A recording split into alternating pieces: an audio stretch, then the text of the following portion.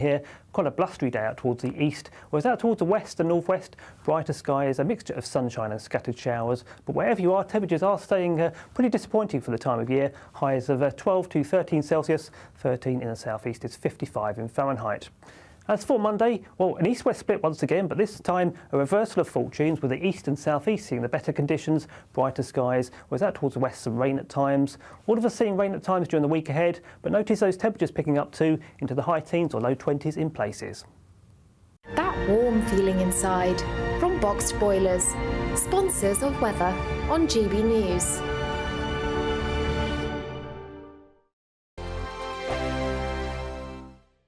You really could be our next big winner with an incredible £20,000 in tax-free cash to play with this summer. What would you spend that on? Well, whilst you're thinking about it, listen to some of our previous winners getting that winning phone call from us. You're the winner of the Great British Giveaway. I'm slipping neck. Oh dear.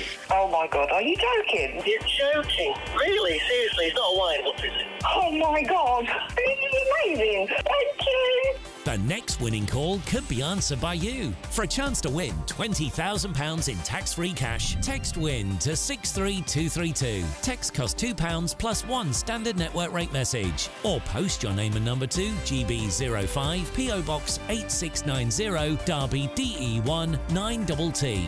UK only. Entrance must be 18 or over. Lines close at 5 p.m. on the 31st of May. Full terms and privacy notice at gbnews.com/win. Please check the closing time if listening or watching on demand. Good luck. GB News is Britain's election channel. And from Thursday the 2nd of May, the people decide. As the country heads to the polls in a rush of elections. We'll take you through the night as the first results come in. And we'll pick up at breakfast with the very best guests and analysis. And on the weekend, the results won't stop, and neither will we. We'll explore what it all means for you as we look ahead to the general election. Continuing coverage live from Thursday the 2nd of May at midnight on GB News. We're GB News, and we come from a proud tradition of British journalism. That's why I'm so excited to be here. It's something so new. The first news channel to be launched in Britain in over 30 years. Launched to represent the views of the British people. To go where other broadcasters refuse to go. How did you find out about the story in the first place? Launched with one aim. To be the fearless champion of Britain. It's an absolutely fantastic atmosphere here. This is GB News. The People's Channel. GB News, Britain's news channel. I'm Christopher Hope. And I'm Gloria Di Piero, bringing you PMQ's live here on GB News. Whenever Parliament is in session on a Wednesday at midday, we'll bring you live coverage of Prime Minister's questions. We'll be asking our viewers and listeners to submit the questions that they would like to put to the Prime Minister, and we'll put that to our panel of top politicians in our Westminster studio. That's PMQ's live here on GB News, Britain's election channel.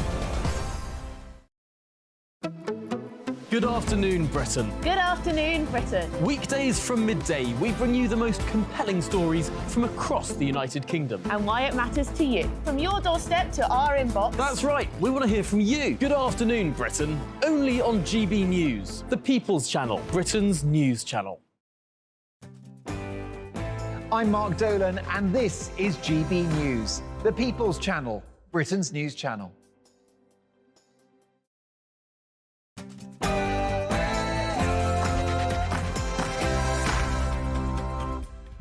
It's Saturday night, and this is the Saturday 5. I'm Darren Grimes, along with Charlie Rowley, Chloe Dobbs, Ben Leo and Benjamin Butterworth. Tonight on the show... A Conservative MP defects to Labour, but the Tories can still win. The Scottish Greens are more interested in trans and kids than the supposed climate emergency. Our asylum system is nuttier than any mental asylum. Are we expecting too much of our cancer-stricken king? And as a mega poll puts Donald Trump behind Joe Biden, is MAGA going down? It's 6 p.m. and this is the Saturday 5.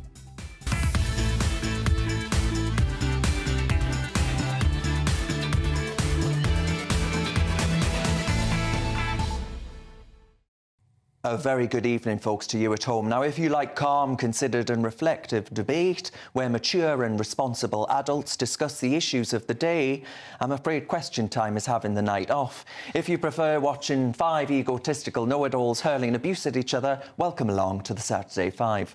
Delighted to have your company.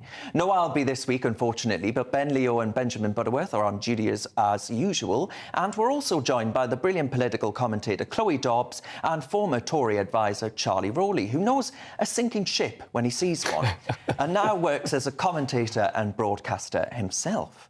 And of course, we want to know your views as well. Send your views and post your comments by visiting gbnews.com/your say. Don't forget, we need all your questions for Ask the Five as well. But before we start tearing each other apart, it's time for your Saturday night news with Ray Addison.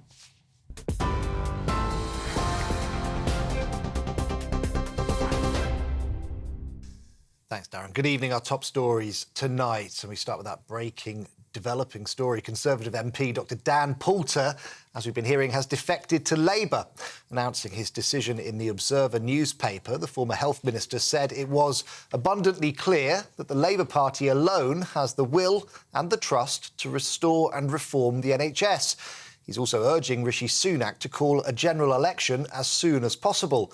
Dr Poulter, who represents Central Suffolk and North Ipswich, will be resigning as a Tory MP and taking the Labour whip until the next election. Labour leader Sir Keir Starmer described the news as fantastic. Well, the Prime Minister says a recent influx of migrants into Ireland shows the deterrent effect of his Rwanda plan is working. The comment comes after Deputy Irish Premier Michael Martin said the UK's asylum policy is driving migrants from Northern Ireland into the Republic. The government wants to send asylum seekers on a one-way flight to the East African nation. Rishi Sunak says the scheme is having an impact because people are worried about coming to the UK. 2 men have been arrested at a pro-Palestine protest in London. Police say one was holding a placard with a swastika and the other made a racist remark towards counter-protesters.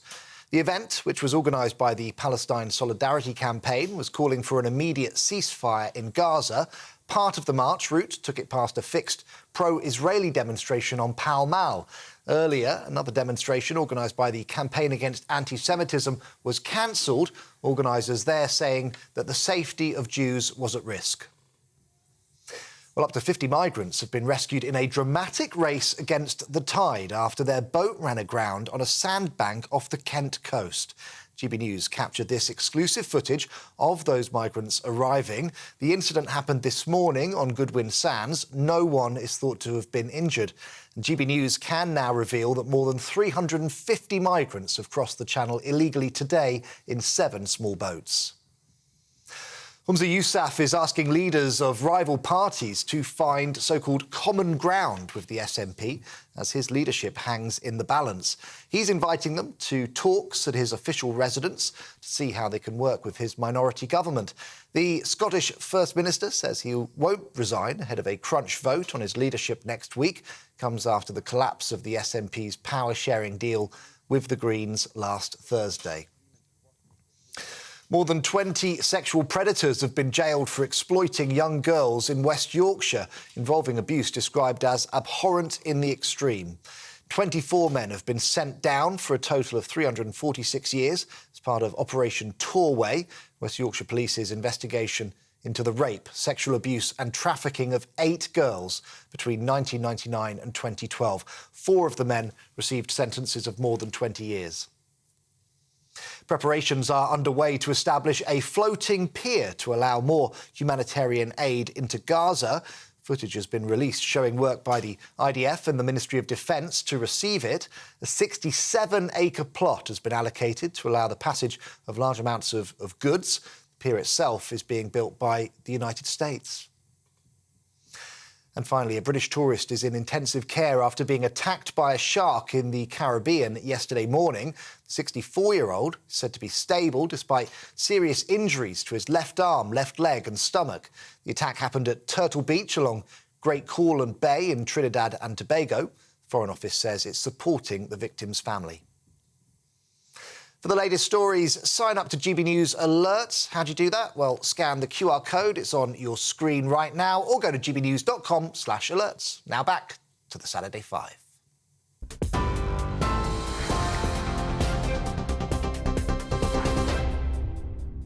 It's Saturday night and you're with the Saturday Five. I'm Darren Grimes and I can promise that you're in for a very lively couple of hours.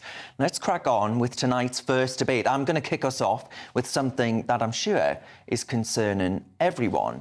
A Moroccan bloke slips into Hartlepool and decides that it's the perfect stage for a total horror show. A local septuagenarian, a bloke in his 70s collecting his pension, becomes the unwitting star of this terrorist's tirade.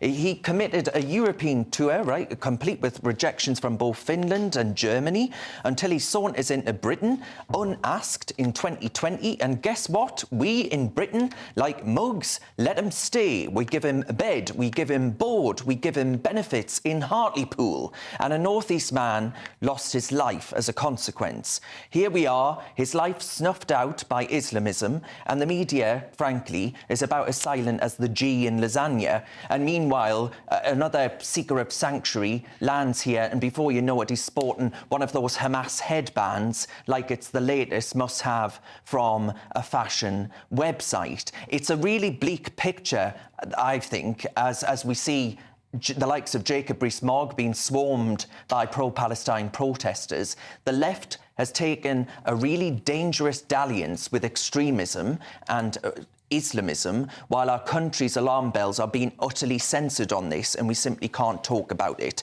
So I want to know when the reality check is going to bounce. Chloe, when will it bounce? I feel like it's never going to bounce, because it seems like no matter how many of these horrifying stories we get of people who have come here illegally doing horrifying things to people in this country, people don't seem to care and the boats don't seem to stop. It goes on and on. This comes in the same week that we've had the news of the Tunisian migrant being found guilty of wearing that headband in support of Hamas. What kind of culture are we importing into this country? It has to end. And this individual said that they were going to kill thousands more if they had a machine gun, and that he would have stabbed even more people if the knife hadn't cut his hand whilst he was stabbing this pensioner. So it could have been a lot worse than it already is. Ben, Leo, do you think actually that the likes of Germany being able to say no thank you, goodbye, does it suggest that actually we are an outlier within Europe for allowing some of the worst vestiges of humanity to stay here at our taxpayer dime? Very eloquently put, Sam. Yeah, look, I don't know what's going on. I don't think there's the political will to sort this out, because not only have the Tories allowed insane amounts of legal migration, 700,000 over the course of a couple of years, they also can't stop dinghies crossing the channel, just flimsy, inflatable dinghies. We used to rule the waves, rule Britannia. We conquered the world with our navy, and now we can't stop some dinghies from the local Tesco in Calais coming over. To me, it's very, very bizarre. In actual fact, it's so incompetent, it does make me wonder sometimes whether it's, intentional in some way. Because if you really wanted to stop the boats, all you have to do is adopt, and I've been saying it for weeks, is adopt the policy of Australia, which is turn them back, put them into very safe lifeboat-style vessels, and you can do that. People can say you can't do it under the ECHR. You can do it under the United Nations Law of the Seas, Article 25. You're stopping a boat's innocent passage if it's deemed to be a threat to national security. So you can do it. There's just not the political will. And as I said, because they haven't done it, and because of their behaviour, the government's behaviour with legal migration, it makes me think they don't really care about it. Before I bring in the compassion crazy in that side of the room, I want to go to the Conservative in the room. Now, 14 years of Conservative government, and this is just getting worse and worse, isn't it? And that's why people are tearing their hair out.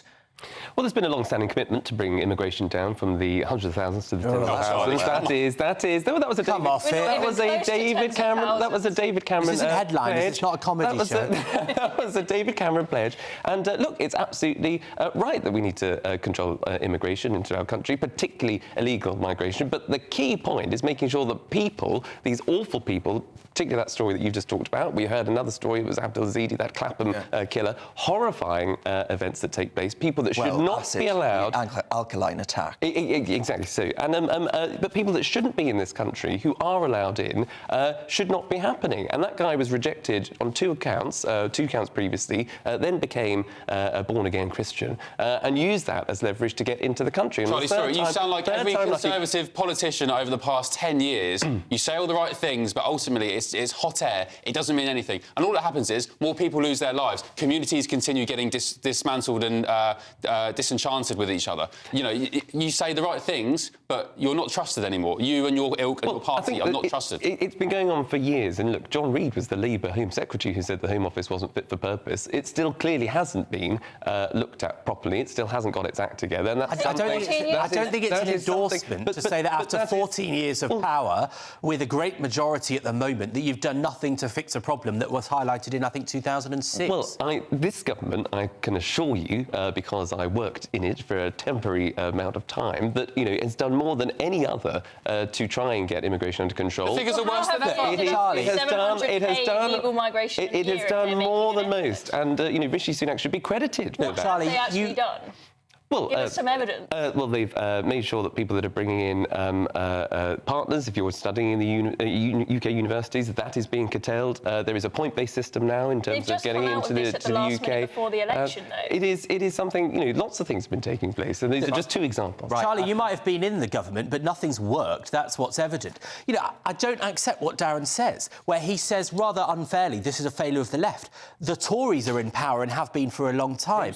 It was your man, Tony. Started it. No, hang on. The problem with the boats was not only not happening under the last Labour government, it was a problem in trucks, which they managed to pretty clearly solve. The numbers crashed down for the number of people hiding in things like trucks and lorries and vans by new technology. But as David Cameron, the Foreign Secretary, said earlier this week, one of the reasons that we can't do what Ben says, which is to just send them back and France accept that, is because we have no agreement with France. When we were in the EU, there was an agreement, so we could turn the boats back. Brexit has caused this problem. We've just spent £500 million. We've sent £500 million to France. We do have an arrangement with France. But that doesn't mean that they have to take all the boats turned back. So then explain to me why Ireland, an EU member, is turning round and saying we're getting an influx of migration to this country and it's Britain's fault. They're in the EU. Why can they not send them back to France? It was the Foreign Secretary... Well, first of all, it's quite far. I think that might be... From Ireland? I think not that far. I think that might be a bit less practical than the Channel, which is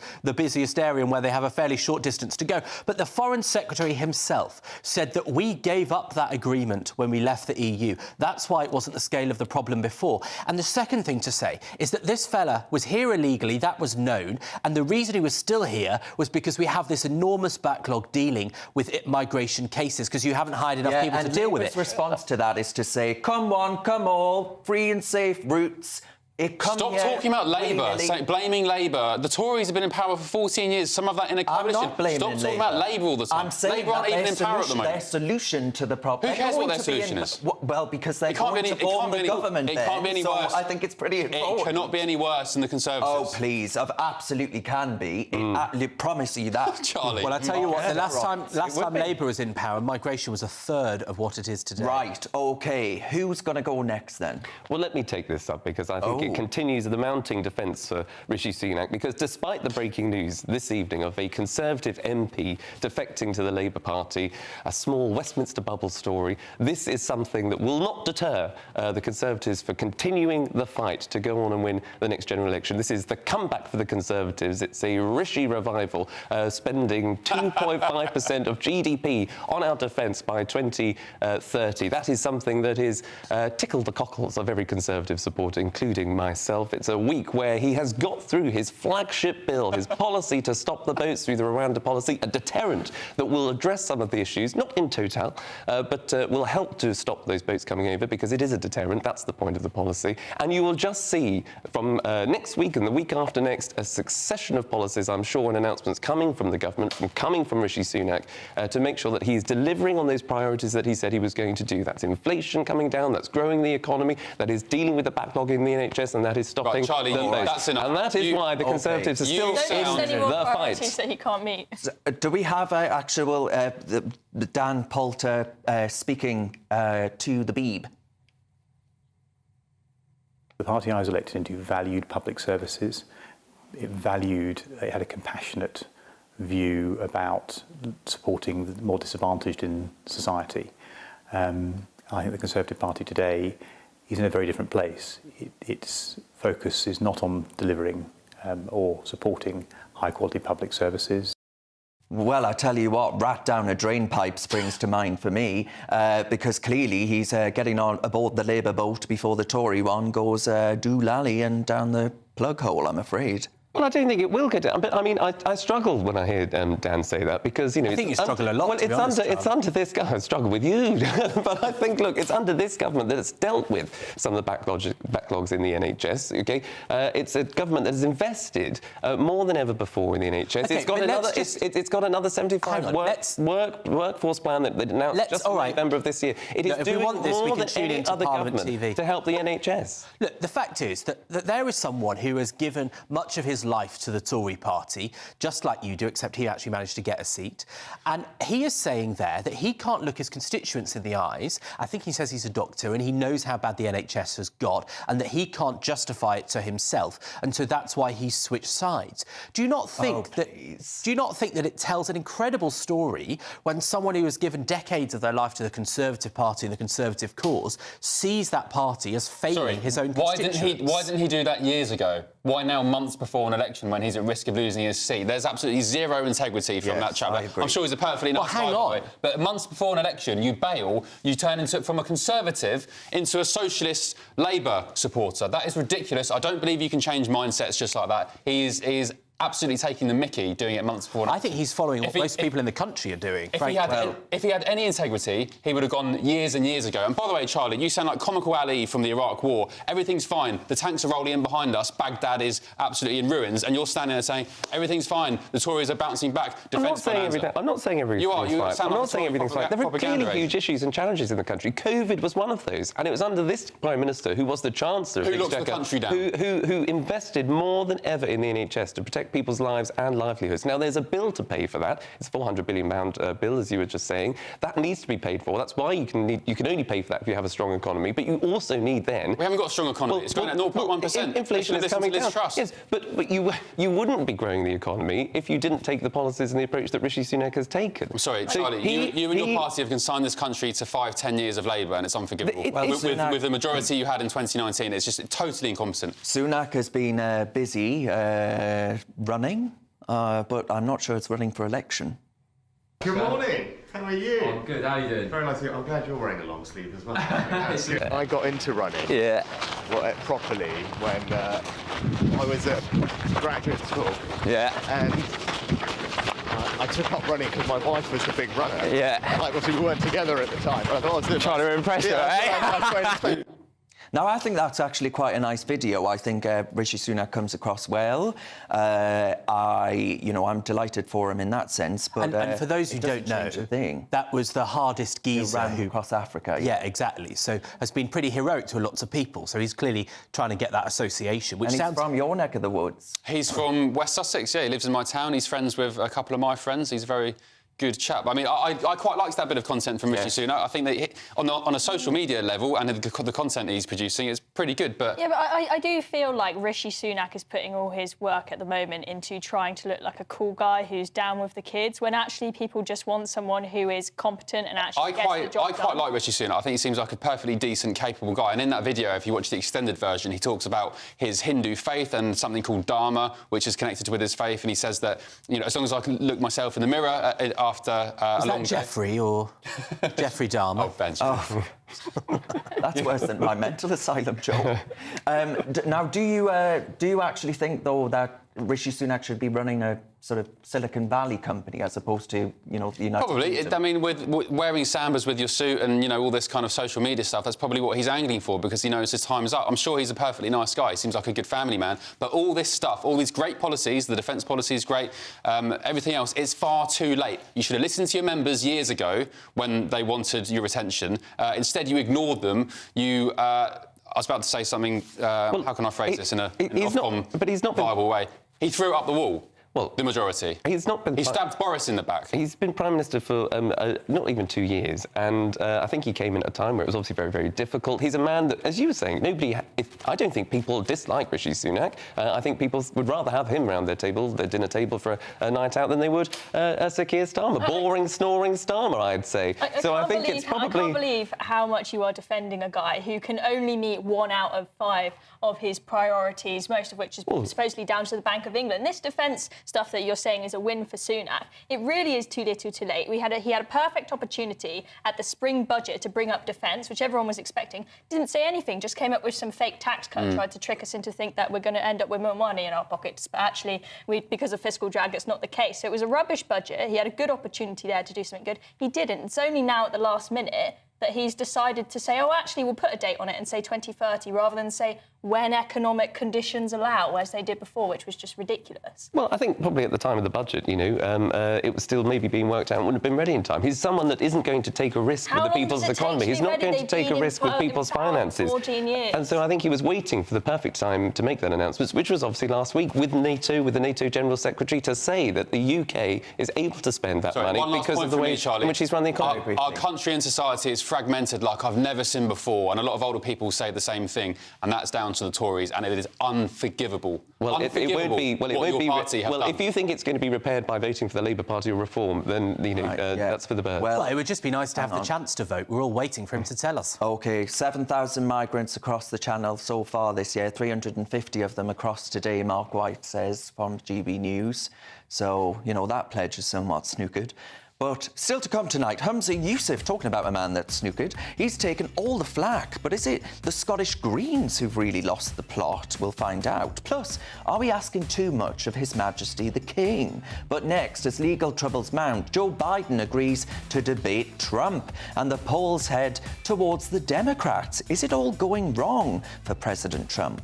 You're with the Saturday 5 live on GB News.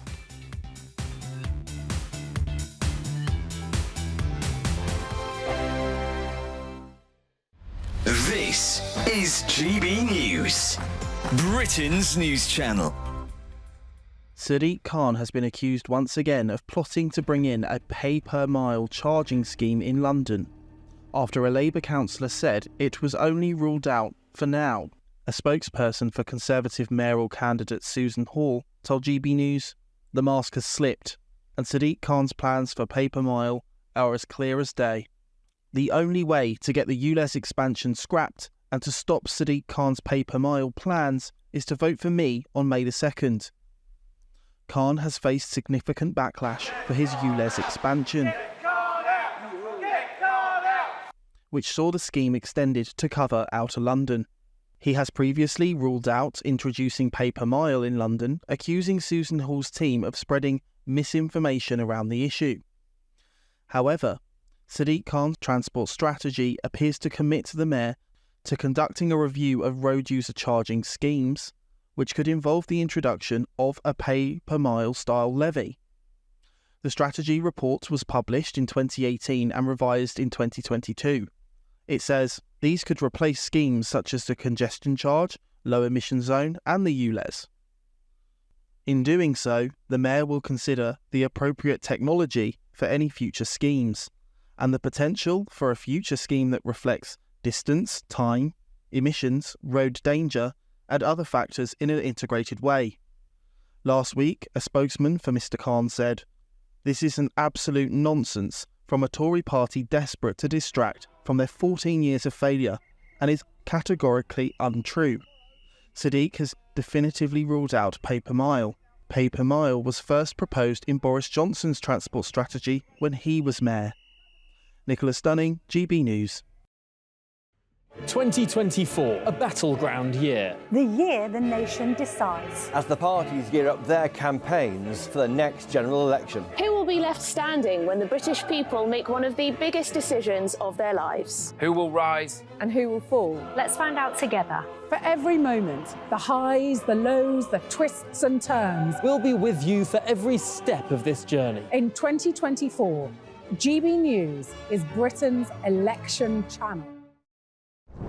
I'm Christopher Hope. And I'm Gloria Di Piero, bringing you PMQ's Live here on GB News. Whenever Parliament is in session on a Wednesday at midday, we'll bring you live coverage of Prime Minister's questions. We'll be asking our viewers and listeners to submit the questions that they would like to put to the Prime Minister, and we'll put that to our panel of top politicians in our Westminster studio. That's PMQ's Live here on GB News, Britain's election channel.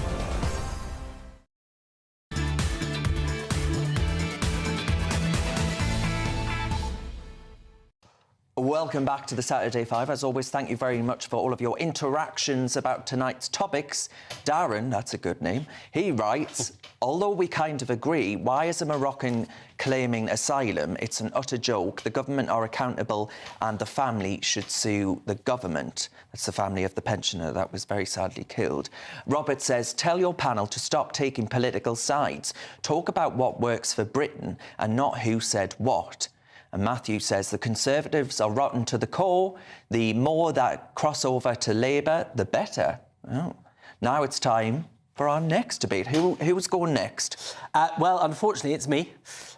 So we're going to talk about the Donald. Now, there's one thing that people always take sides on, speaking of that viewer's email. So this week, a mega poll across the US has found that Biden is edging Trump and is now just in the lead, on course to win the US election. He's going to flip the state of Pennsylvania, which is the only marginal state that he would need to win. And Steve Bannon, who is the guy who's behind the MAGA movement, Make America Great Again, behind Breitbart, he's given Donald Trump some advice. He says, if you want to win America, then you need to stop talking about your hush money court cases and start talking about Joe Biden. And then today, Joe Biden said that he's ready to take on Donald Trump. So it's all getting pretty serious in the US. Now, I don't know what you guys think. I suspect you disagree with me. But I think, one, I want Joe Biden to be a two-term US president. And two, I bet, I was going to say my house, I don't own one, I bet my rent, that Joe Biden is going to be re-elected. Ben, you adore Donald Trump, right? Fake news. Fake news polling. Don't believe the polls. 2016, they said Hillary had a 99% chance of winning. Who won? Donald Trump. 2016, they said Remain would win the referendum. Who won? Leave. 2019, they said that Boris Johnson wouldn't get a majority. They didn't say that. What happened? Yes, they did. They really didn't. Yes. Boris Johnson was expected quite clearly to win that election. I beg my pardon, Theresa May. Theresa May. The polls are fake news. They're run by fake news polling companies. They're all in bed with the left-wing media.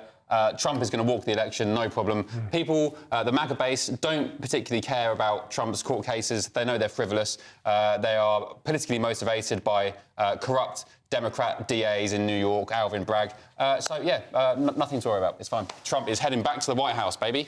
OK, what is your evidence for that argument? Pardon? What's your evidence? What's your evidence that polling's are? Well, I can give that, but you've just put your assertion. Where is the indication? I've just given you examples of polls being wrong in the past. Polls are always wrong. Name me a poll that's ever been right. The vast majority of polls are absolutely right, OK? No, they're not. And I would just point out that I think I've just given you some very good examples of the biggest votes in the history of recent decades, and they were wrong. You haven't. Wrong. Because... What happened? I did. Brexit, Trump, the referendum.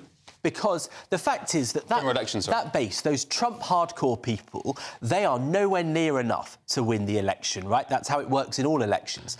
I mean, Chloe, obviously one of the main things that he's been criticised for is his attitude to women. So he's currently in court because Stormy Daniels, a adult performer, has said that she was paid hush money to not talk about an encounter she had with Donald Trump and that broke election rules. How do you feel as a woman on the right? Would you be happy to have Donald Trump?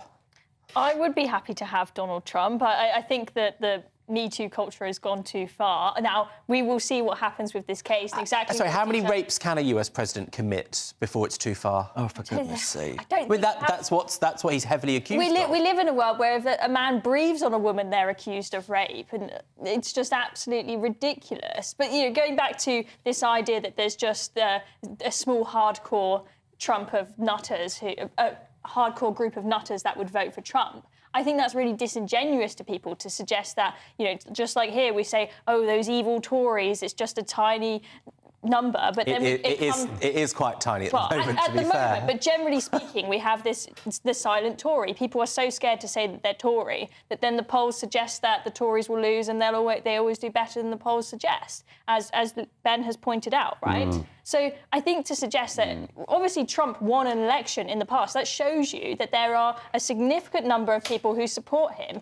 I think that he will do better than the polls suggest. If it's showing that Biden has a tiny majority at the moment, I would think Trump would win. If it showed that Biden was miles and miles ahead, then fine, I'll say, OK, that poll will probably be true. OK, but let me say two things, right? One is that incumbents always are in a worse position at this point. So the chances are, is illustrated more in US elections than even UK elections, the incumbent sees a much bigger gain as you get closer to election day than the opposition. That happens quite consistently. So if he's slightly ahead now, that's a better than average sign. The second thing I'd say, and this is my hypothesis, that you can clip this up and put it on in November when we get to the election. I think the opposite of 2016 is happening. People are undermarking Joe Biden's ability to win. They think it's the clever thing to say, oh, Trump's the underdog, but he's going to win, to make up for the mistakes that mainstream media definitely made in 2016.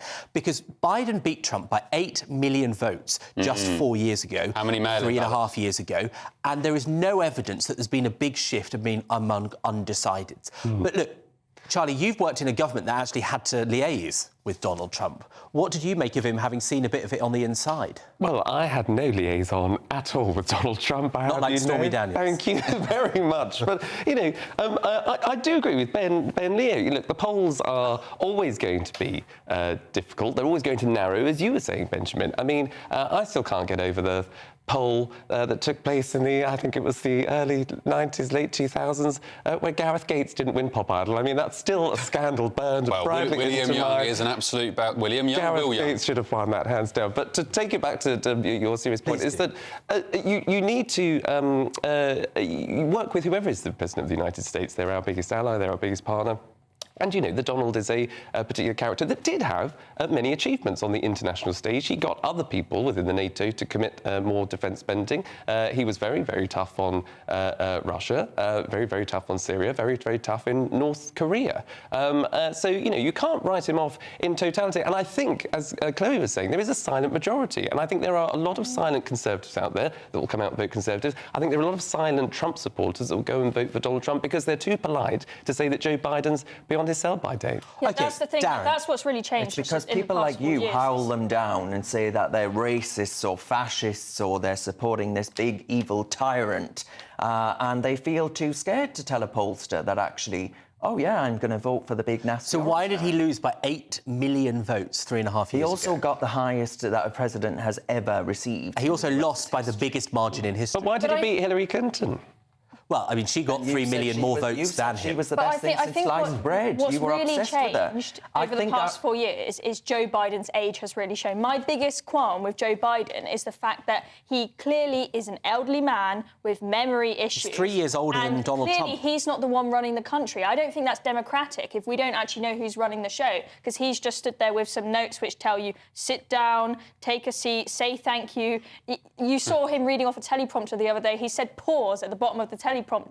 He read that part out loud because his... I mean, Donald Trump last week referred to Barack Obama as the incumbent president. I think, frankly, both of them are over the hill and showing serious signs of mental decline. You've seen so many examples. Donald Trump fell asleep twice during his court hearings, as was reported. So I think that's a pretty bad sign. Well, they are quite boring here. OK, I mean, Benjamin, I think to suggest that you'll be clipped up and shown in November, it's a very optimistic way of assuming that this show will, of course, still be on the airwaves.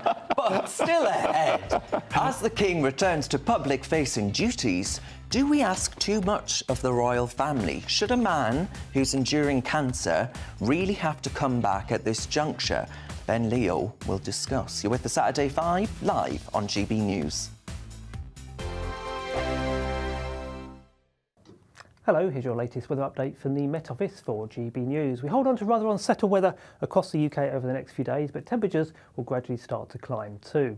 We've got low pressure sitting towards the south of the UK at the moment. That's starting to push weather fronts up from the south, and certainly as we go through this evening into the overnight period, we'll see outbreaks of rain working their way in from the south across many southern and eastern parts of England. Some of that rain turning quite heavy particularly as we go into the early hours of Sunday, and that rain also reaching the southeast of Wales by the early hours too.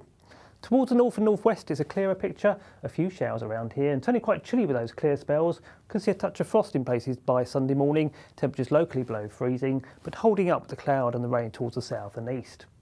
That takes us into a pretty wet day across many eastern and southeastern parts of England tomorrow. Some heavy bursts of rain still to come.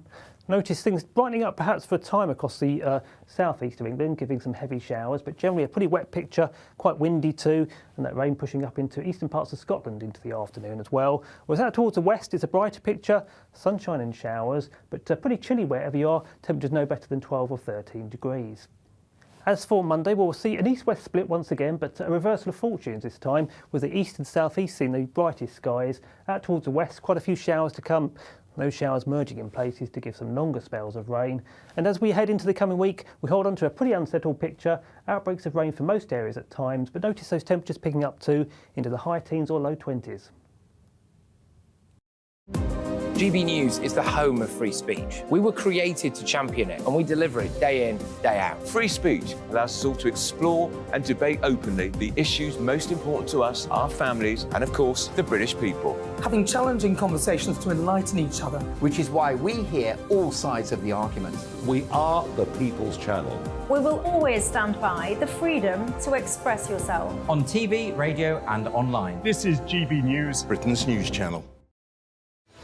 I'm Patrick Christie's. Every weeknight from 9, I bring you 2 hours of unmissable, explosive debate and headline-grabbing interviews. What impact has that had? We got death threats and the bomb threat and so on. Our job is to do what's in the best interest of our country. You made my argument for me. My guests and I tackle the issues that really matter, with a sharp take on every story. I'm hearing it up and down the country. That was a beginning, not an end. Patrick Christie's tonight from 9 p.m. only on GB News, Britain's news channel.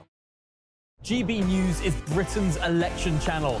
And from Thursday the 2nd of May... The people decide. As the country heads to the polls in a rush of elections. We'll take you through the night as the first results come in. And we'll pick up at breakfast. With the very best guests and analysis. And on the weekend, the results won't stop, and neither will we. We'll explore what it all means for you as we look ahead to the general election. Continuing coverage live from Thursday the 2nd of May at midnight on GB News.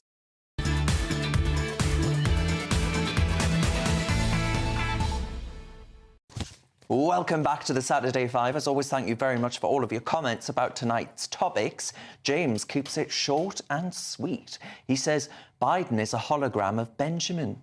Oh, well, you have aged. And Bill says, Darren, you all keep saying the polls say this and that. I'm 70 years young and never been asked my opinion by the polls. Amen. Jim says, Biden has been on the wrong side of history for 40 years. Not all of the people particularly like Trump, but they know that he gets things done and will happily vote for him. Well, yes, we shall see, of course, because this is going to rattle on and on and on. But now it's time for our next debate. Who's going to go next? It's going to be me. The Scottish Greens are causing quite a whirlwind this week. It's all kicking off in Scotland with a huge fallout between the Greens and Humza Yousaf. And you would think that this is because of Humza Yousaf ditching some of the net zero commitments in Scotland. But oh no, the main driver of this fallout is in fact the CAS review. Humza Yousaf actually did something useful for once and listened to the CAS review and stopped puberty blockers being given to kids at the Scottish Gender Clinic. But the LGBT wing of the Greens are absolutely up in arms about this. You've even had the Rainbow Greens on Twitter calling the CAS review a social murder charter. The Greens have lost their minds. If they think that transing kids, which if you ask me is criminal, is more important than the supposed climate emergency that they normally bang on about. Benjamin, what do you think? Do you think that these Scottish Greens have lost their minds and have forgotten what the real cause of their party is? I mean, look, I'm not likely to vote for the Green Party, and I think they're being quite reckless in their language. I don't think you need to use terms like murder. That's unacceptable. But I absolutely disagree with this ugly assertion that you can, quote-unquote, trans kids. Some people are transgender or gay or bisexual or other things of that description, and they deserve to be supported and respected and trusted with doctors and medical information to be able to grow up and to be the most of the person who they are meant to be. Look what happens when you trust the doctors. It's the Cass review that said gay kids are actually being led onto transgender pathways. But what I don't understand is that all these people who criticise the healthcare options that have been offered in these situations, I don't hear any of you saying there should be more therapists, there should be more people trained medically in dealing with transgender questions.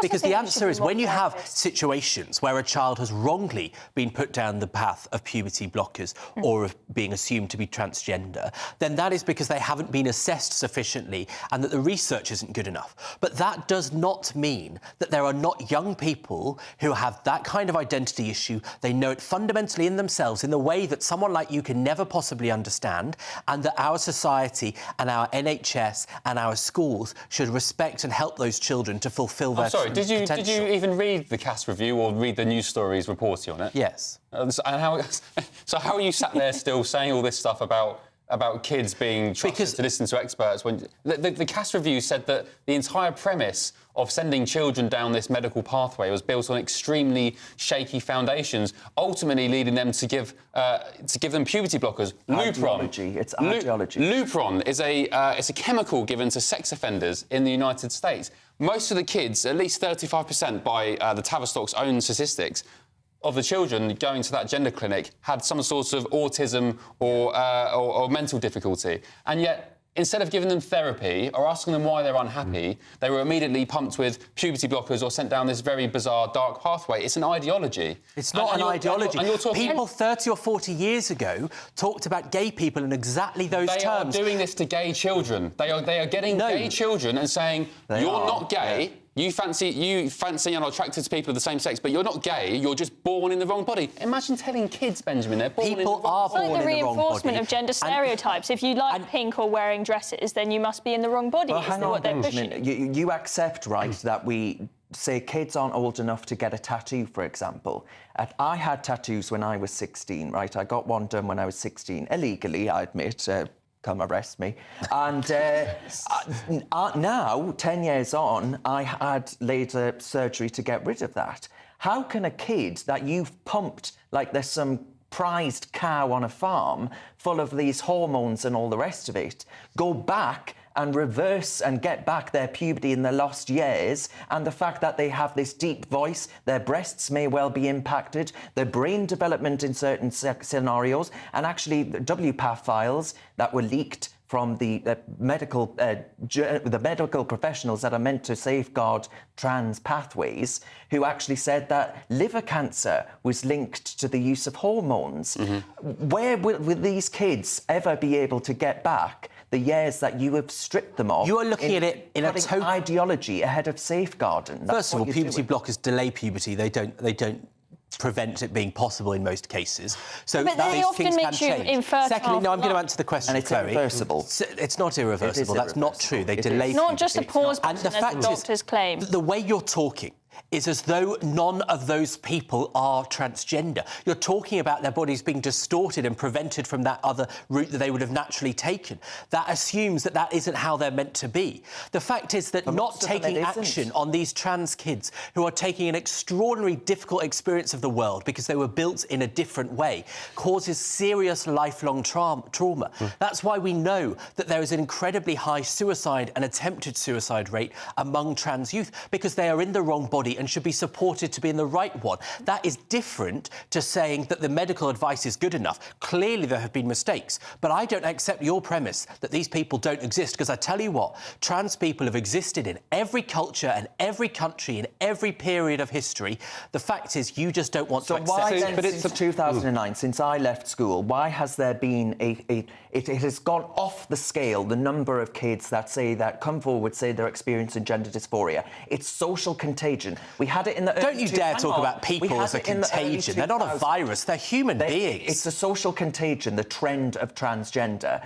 We had this in the early 2000s when you and I were at school with size 0. Now, I know that's not something you took up, but size 0, where kids were starving themselves and going through this trend. It's the same with the trans trend. All right. And you are saying... Hang on, let me just finish be this. part of this trend, this fad. No, hang on. They are if you're mentally ill kids that need help. If you're calling it a trend, then tell me, I don't know how old your mother is, but she's obviously a generation older, right?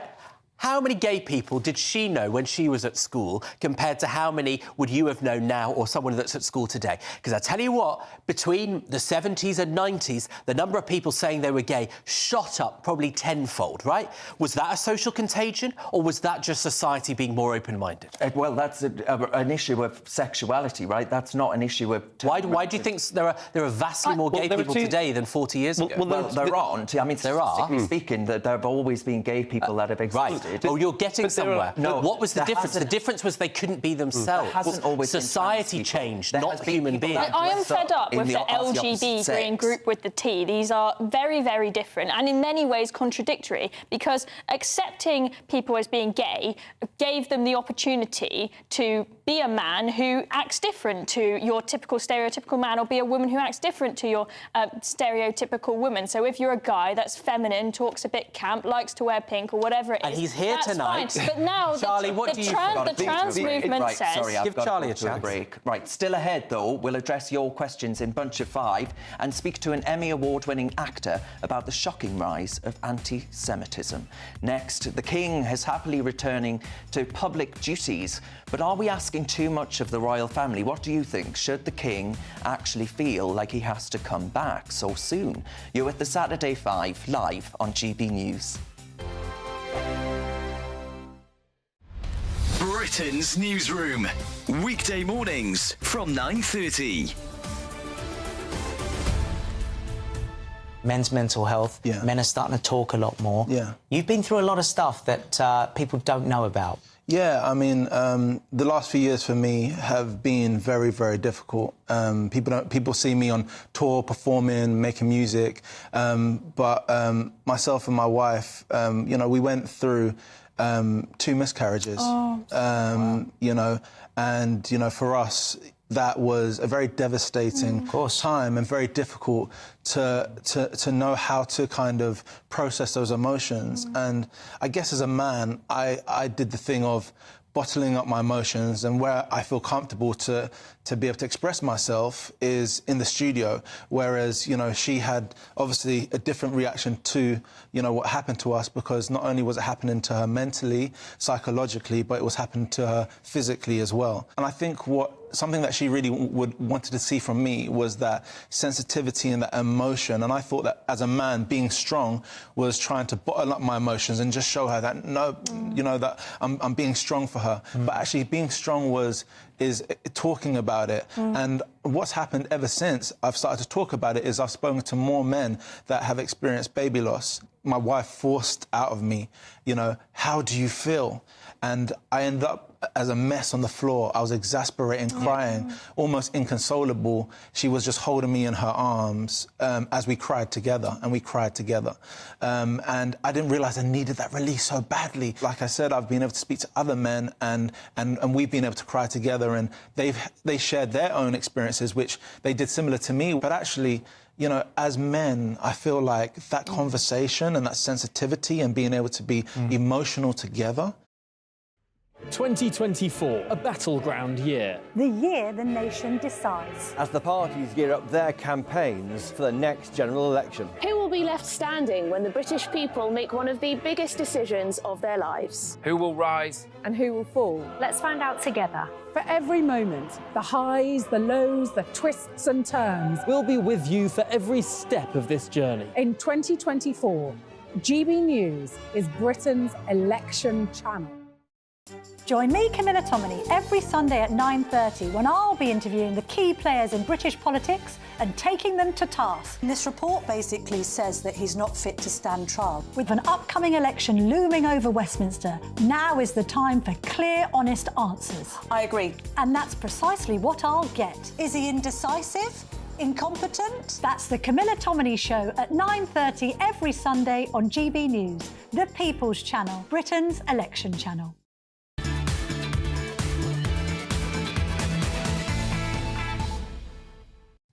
Welcome back to the Saturday Five. Let's crack on with our final discussion of the hour. Who's last but not least? Me, Darren. Having a breather. Away from talking about trans and migrants and Hamza Yusuf. Some good news today. The King, whether you're a monarchist or not, the King is due for a public return next Tuesday. He and Camilla will be going to a cancer centre. It's his first public engagement since being diagnosed with an issue back in, I think it was February. So my only concern is I kind of feel like the King, Darren, has been pressured back to rush back into work too quickly, when in actual fact he's still receiving treatment for his condition. And there was some really nice colour in the Times newspaper today saying that he's been enjoying some downtime in the gardens of Sandringham in Norfolk. He's got a healing garden with thousands and thousands of shrub and herbs which are particularly good for healing ailments such as lavender and so on and so on. So I just think he should be let to recover in peace instead of feeling like he needs to rush back to work because, of course, Kate is undergoing her own cancer treatment, and Prince William probably feels like the weight of the world's on his shoulders. I mean, I do hope he's not using this healing garden to try and treat his cancer, by the way. I do hope... Well, he's very into that kind of stuff. Yes, he is. And, holistic medicine. God save the King, but, God hope that he's not doing that kind of nonsense. But I think fundamentally we are basically... I think, hounding this man, saying what's going on with him, what's wrong, let's find out what type of cancer it is, let's see when he'll be back to work, what's going on with the Princess of Wales. And I think he probably feels, because he was the longest-serving Prince of Wales, I think he feels that there is a pressure on him, or impetus on him, to get back to fulfil his duty as soon as possible. His mother, of course, being the biggest public servant that certainly any of us, I think, will ever know within our lifetimes. And I think he feels immense pressure and stress over this. So I feel immensely sorry for him, actually, and I hope he genuinely is in a position where doctors are saying, right, you are responding brilliantly to treatment, not to lavender in the garden, and doing really well, and you can go back to work. Charlie, look, I'm not a massive fan of King Charles. I think he's far too green-minded for my own liking. But, that said, I do love the idea of the monarchy and the royal family. I think it's a very iconic institution that needs to be treasured. However, does the King need to be rushing back to work so quickly? He's still receiving treatment. Can he not just leave it to the good work of Queen Camilla, for example? She's been out and about and carrying the flag in a very respectable manner. Well, I'm hopefully your more preferred Charlie than King Charles by sitting here joining you this evening in place of Albie, the great Albie. How much Tory propaganda you smell. We'll talk later. But no, I don't think he's been pressured at all. I don't think he would come back unless he was able to do so. And I think, look, Darren was right. This is someone who has been the Prince of Wales. He's been the number 2 in terms of the hierarchy of the monarchy for such a long time. He wants to follow in the footsteps of his mum, the late Queen, someone who Darren was absolutely right again to say was the embodiment of public service. He wants to go and see the people around the country. He wants to take on the role that he's now got and be the king for the people. Look, I am a monarchist. But I think I've always thought the best argument against the monarchy is the fact that they are sort of trapped for life in this gilded cage with expectations that we do not hold of anybody else. And I just think, here's a man that's in his 70s, he's got cancer. I think, he's in excellent health generally for a person in his 70s, physical health, he walks extensively, we know that. But I just worry that we kind of put these people on such a pedestal and such a pressure that you've got a man in his 70s with cancer that's returning to do all sorts of events. So, a state visit from Japan at the end of June, I believe. Yes. You've got Ascot. You've got all of these events that actually are really exhausting. Most 70-year-olds would not want to be doing that kind of work. And are we actually, as a country, are we quite unfair on the royal family? Are we expecting them to behave in a way that we wouldn't expect of ourselves? I think we are unfair in that. I think, sadly, King Charles is going to be under a lot of pressure and stress regardless of whether he comes back to work or not. Because if he comes back to work, he's got the pressure of doing the job. But if he doesn't, everyone is going to speculate, are we going to lose yet another monarch already? He's not come back to work quick enough, just like with Kate taking time off. She wasn't given privacy, but everyone was even saying, is Kate Middleton dead and they haven't even told us yet? So you're right, it is unfair. We put an unfair amount of pressure on them. There's an argument for abdication. Yes, I do. I know it probably won't be music to lots of people's ears because, of course, Charles has waited so long to take the throne. But yeah, I think Charles should step aside for William and Kate. Wow. I think they're the future. So right. Still to come on the Saturday Five, we discuss the shocking rise of anti-Semitism on university campuses. Find out more on that. We'll be back after this break. That warm feeling inside from Boxed Boilers, sponsors of weather on GB News. Hello, here's your latest weather update from the Met Office for GB News. We hold on to rather unsettled weather across the UK over the next few days, but temperatures will gradually start to climb too.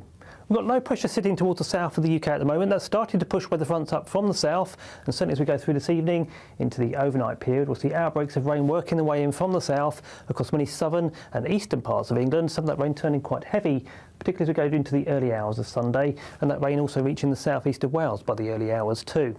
Towards the north and northwest is a clearer picture, a few showers around here, and turning quite chilly with those clear spells. Can see a touch of frost in places by Sunday morning, temperatures locally below freezing, but holding up the cloud and the rain towards the south and east. That takes us into a pretty wet day across many eastern and southeastern parts of England tomorrow. Some heavy bursts of rain still to come.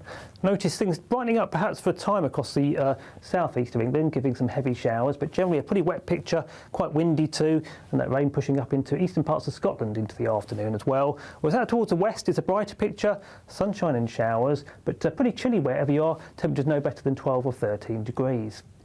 As for Monday, we'll see an east-west split once again, but a reversal of fortunes this time, with the east and southeast seeing the brightest skies. Out towards the west, quite a few showers to come. Those showers merging in places to give some longer spells of rain.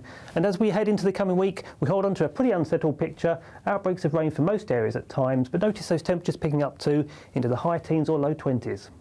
Looks like things are heating up. Boxed Boilers, sponsors of weather on GB News.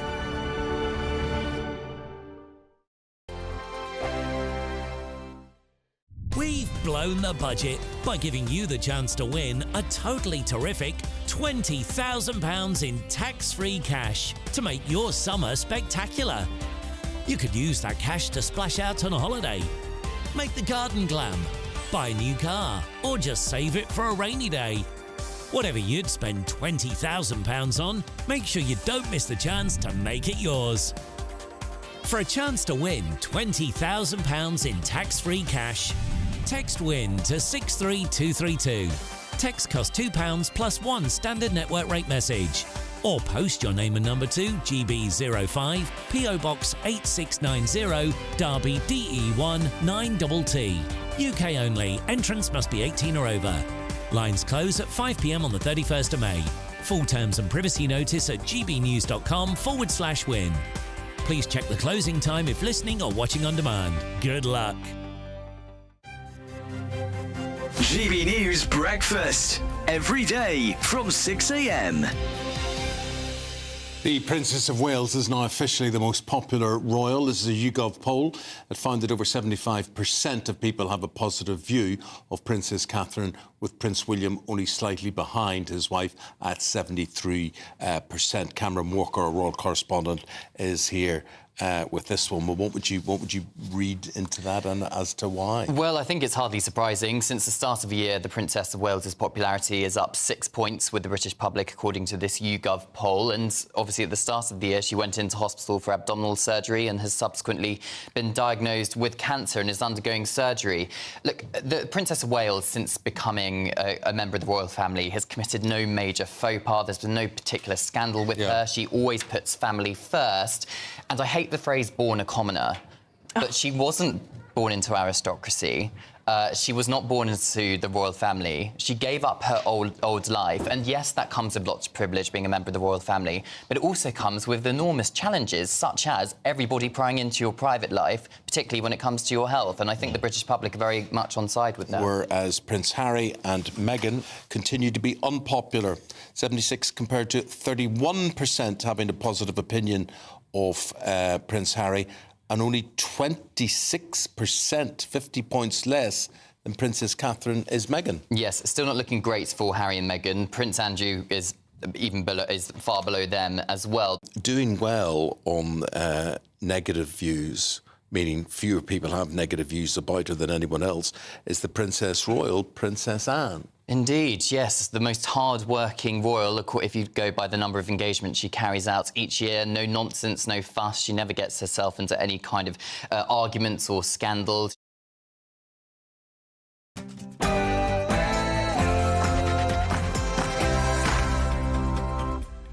It's Saturday night and this is the Saturday 5. I'm Darren Grimes, along with Charlie Rowley, Chloe Dobbs, Ben Leo and Benjamin Butterworth. Plenty more to come tonight, including our interview with Emmy-winning actor and activist Yuval David on the incredibly concerning rise in anti-Semitism, especially on campuses. Plus, we'll debate whether Labour should be right to renationalise the railways. Benjamin Butterworth can't wait for the return of British Rail. It's 7 p.m. and this is the Saturday 5.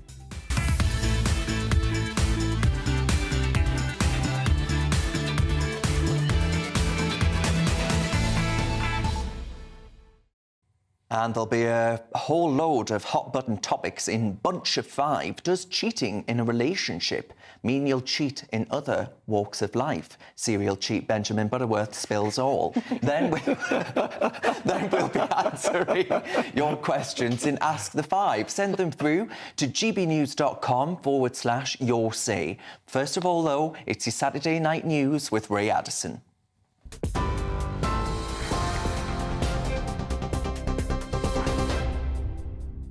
Thanks, Darren. It's 7 o'clock, our top stories. Conservative MP Dr Dan Poulter has defected to Labour, saying the Tories are now a nationalist party of the right. Announcing his decision in the Observer newspaper, the former health minister said it is abundantly clear that the Labour Party alone has the will and the trust to restore and reform the NHS. He urged Rishi Sunak to call a general election as soon as possible. Tory party spokesperson has described it as disappointing. But Labour leader Sir Keir Starmer posted on X saying it was fantastic. Dr Poulter, who represents Central Suffolk and North Ipswich, will take the Labour whip until the next election. The Prime Minister says a recent influx of migrants into Ireland shows the deterrent effect of his Rwanda plan is working. The comment comes after Deputy Irish Premier Michael Martin said the UK's asylum policy is driving migrants from Northern Ireland into the Republic. The government wants to send asylum seekers on a one-way flight to the East African nation. Rishi Sunak says the scheme is having an impact because people are worried about coming here. 2 men have been arrested at a pro-Palestine protest in London. Police say one was holding a placard with a swastika and the other made a racist remark towards counter-protesters. The event, which was organised by the Palestine Solidarity Campaign, was calling for an immediate ceasefire in Gaza. Part of that march took it past a fixed pro-Israeli demonstration on Pall Mall. Earlier, another demonstration organised by the Campaign Against Anti-Semitism was cancelled, with organisers saying the safety of Jews was at risk. Up to 50 migrants have been rescued in a dramatic race against the tide after their boat ran aground on a sandbank off the Kent coast. GB News captured this exclusive footage of the migrant arrivals. The incident happened this morning. No one is thought to have been injured. GB News can now reveal that more than 350 migrants have crossed the channel illegally today in 7 small boats. And finally, Humza Yousaf is asking leaders of rival parties to find common ground with the SNP as his leadership hangs in the balance. He's inviting them to talks at his official residence to see how they can work with his minority government. The Scottish First Minister says he won't resign ahead of a crunch vote on his leadership next week. Comes after the collapse of the SNP's power-sharing deal with the Greens last Thursday. For the latest stories, sign up to GB News Alerts by scanning the QR code on your screen or go to gbnews.com/alerts. Back now to the Saturday Five.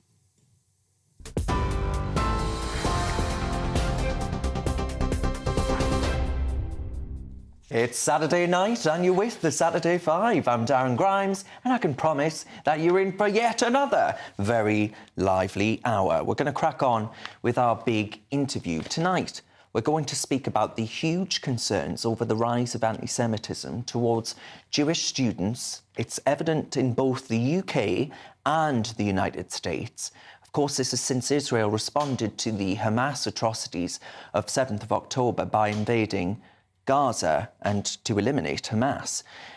Multiple Jewish students and academics at University College London told The Times that a culture of fear had taken hold as the war in Gaza unfolded, with students booed in lectures for challenging anti-Israel views. There have been similar issues in America with anti-Israel protests sweeping universities. So here to discuss this, we're very happy to be joined by the Jewish activist and Emmy Award-winning actor Yuval David. Yuval, thank you very much for your company. Yuval, thank you for having me on to turn your Saturday Five into a Saturday Six. Indeed, indeed, indeed. I mean, Yuval, how bad do you think it's got? Because forgive me if I'm being slightly too matter of fact, but I think there has always been a strain of anti-Semitism that has ran through the activist left. Am I wrong on that? Sadly, you're not wrong. I have, for so long in my adult life as an activist, as an advocate, I've been within the liberal, left, progressive LGBTQ communities. I've raised this red flag warning people, saying that there's this ever-increasing rise in anti-Semitism. And now anti-Semitism isn't rising, it's already risen. We are walking within a cesspool of hatred. Mm. I mean, Benjamin, you're part of the LGBTQ plus alphabet. And, I mean, you are self-described, I think, at least, Zionist.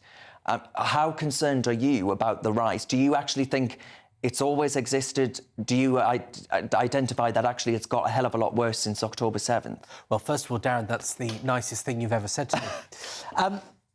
You know, what has really scared me is seeing the way that it's taken hold on university campuses. And I think Nancy Pelosi, the high-profile US politician, ally of Joe Biden, she said that a lot of these students have good cause for what they're doing, but she wishes that they would condemn Hamas in the same way that they do.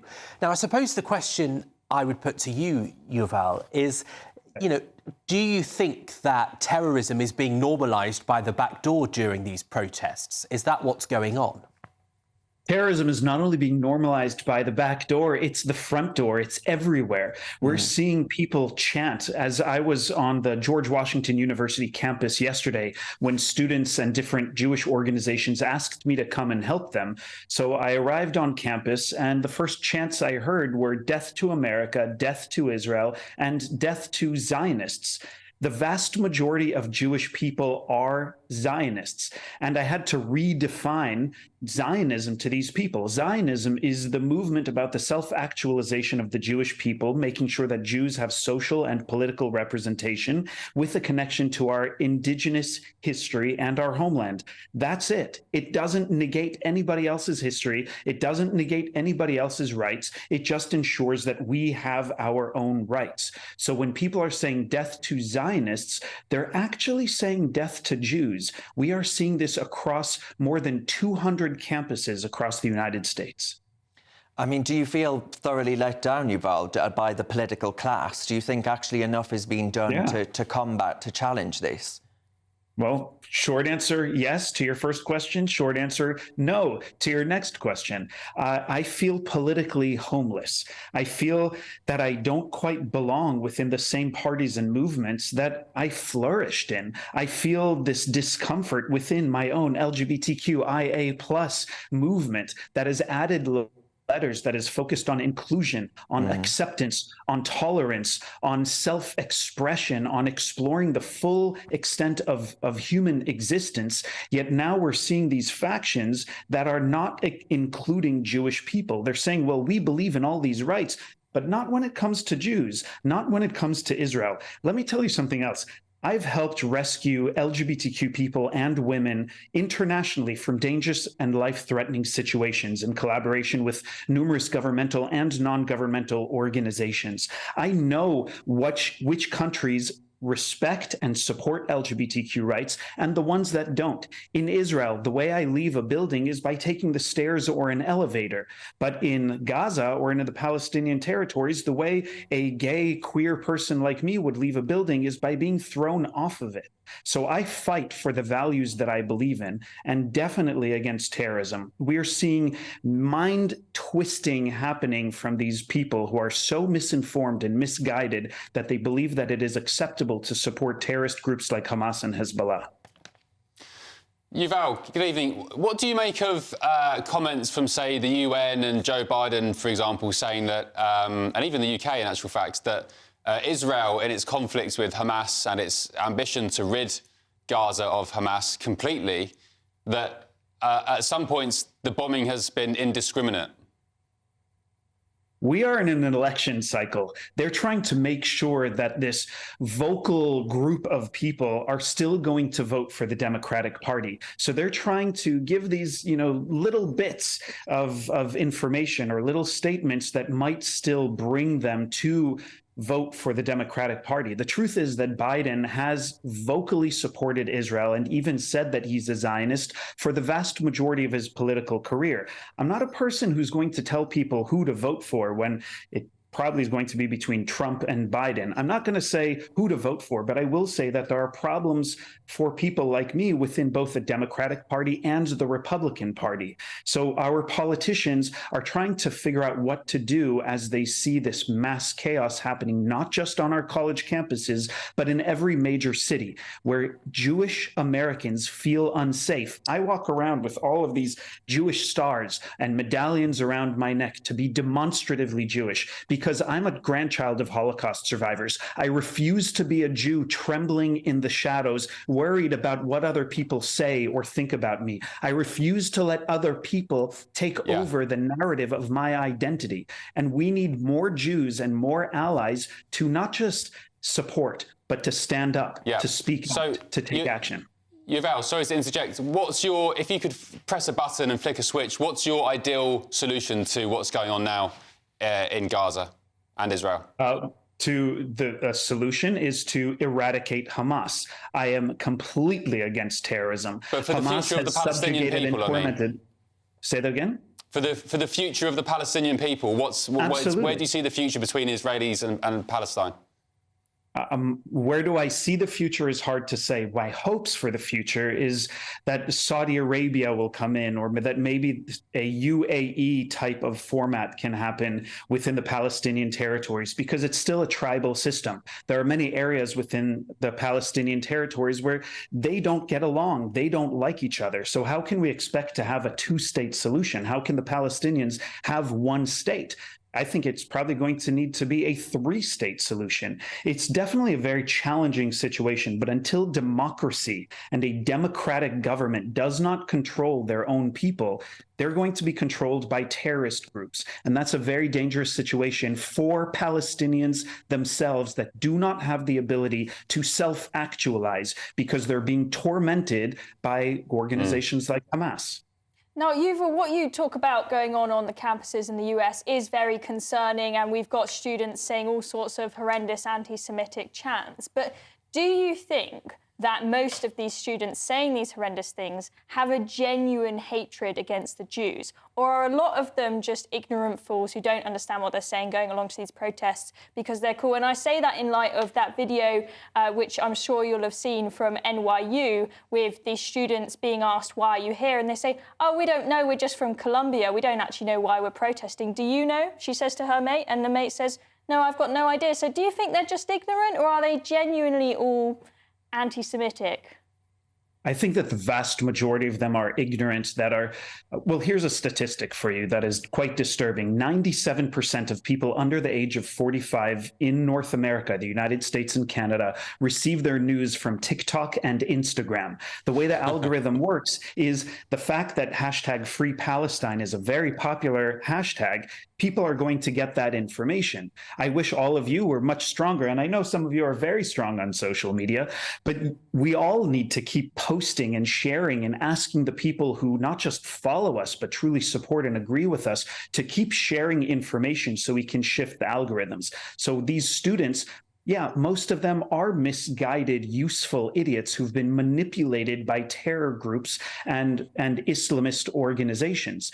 But when students feel that it's right to chant out "gas the Jews" like they've been doing this week, when they believe that it's acceptable for them to yell in my face, "Go back to Poland," that's anti-Semitism. And I don't think that there's any argument there.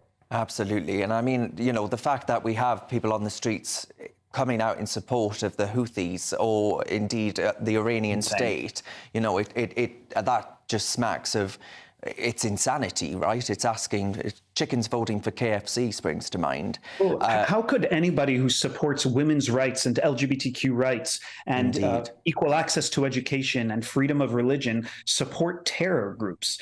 It is so hard to understand. So we say either they're idiots, they're useful idiots, they're misinformed, they're misguided, they're manipulated, or they just truly hate the West. We are hearing people saying, "Down with the West, burn it down."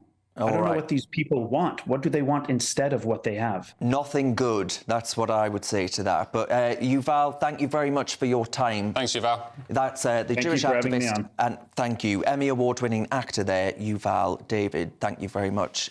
Now, folks, I want to play this clip of Jacob Rees-Mogg from yesterday.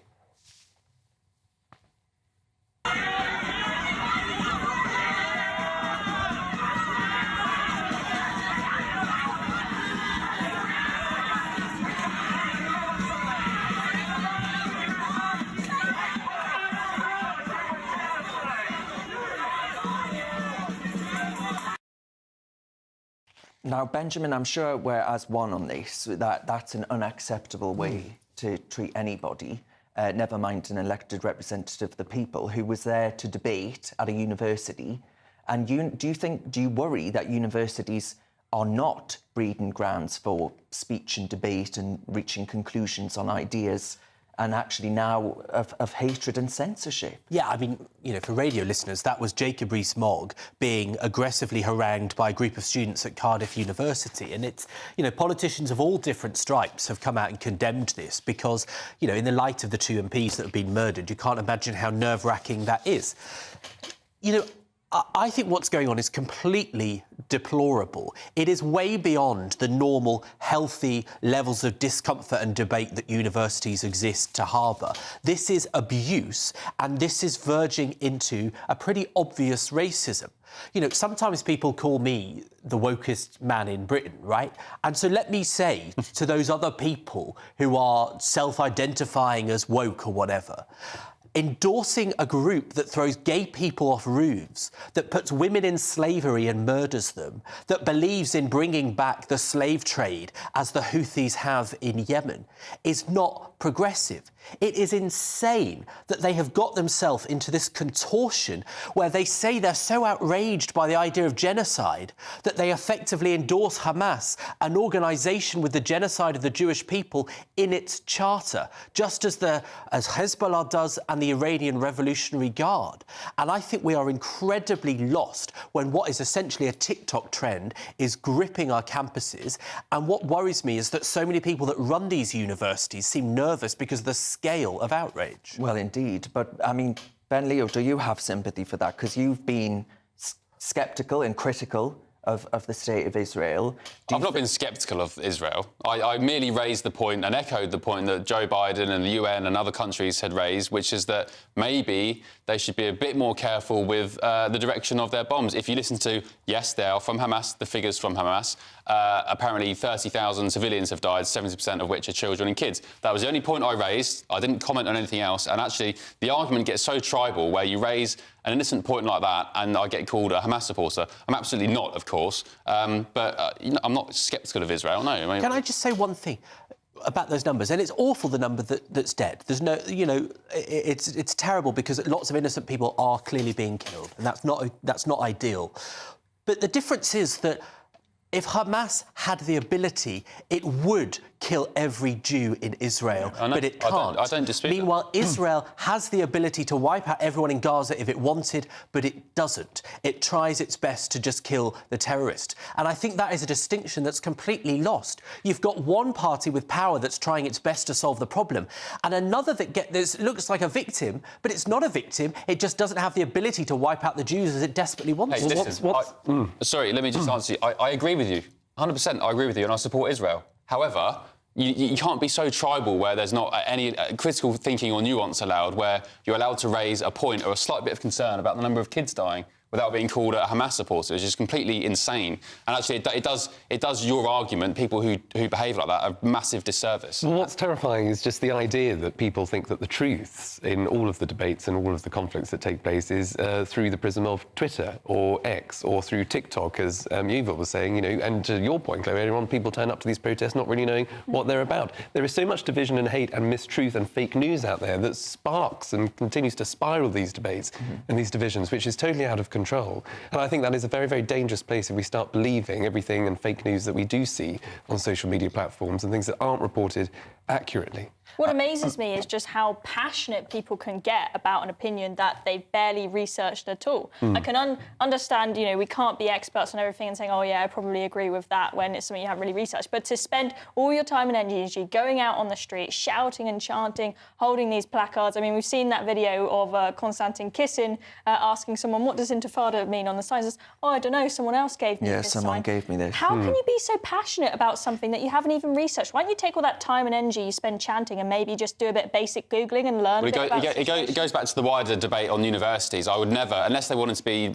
doctors or maybe architects, I would never advise my kids to go to university. I think it's a massive detriment. And in actual fact, I think employers these days would value 5 years of proper life experience and work experience than going to a university to get brainwashed by a bunch of factory farms of indoctrination. But anyway, still to come tonight, on a much lighter note, if you cheat in love, will you cheat in other That's not a lighter note. Cheating in love? Well, it's on relationships. It's a bit lighter than, you know, Jews being killed and all that.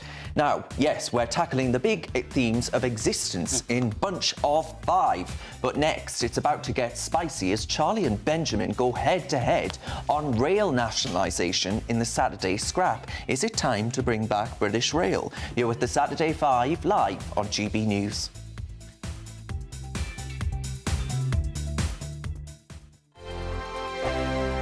This is GB News, Britain's news channel.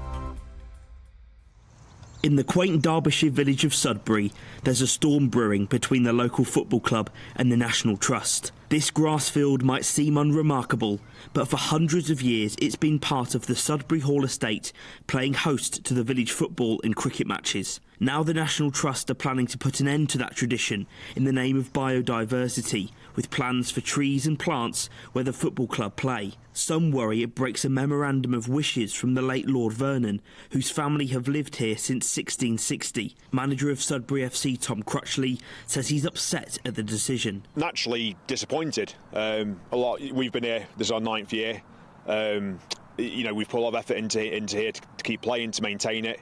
I'm from the village originally, so personally it was, it is very upsetting. MP for Derbyshire Dales Sarah Dines says the National Trust aren't respecting the history of the site. I feel they're trampling over the wishes of historic owners who gave up this wonderful site for the nation. And for over 100 years, people have played football and cricket here. It's incredibly sad. Incredibly sad. And it's against the wishes of a lot of people locally who've written to me from the village. Sudbury Hall lives under the branding of the Children's Country House, a decision which Dines says is disrespectful to the history of the estate. I mean, this is fake to make it into a children's theme park. It's almost a reimagining. And in fact, that's the very words it says on their website. The house is reopened. It's been reimagined. I don't want our heritage to be reimagined. I think the National Trust has been captured by people who have different ideas than most people in this country.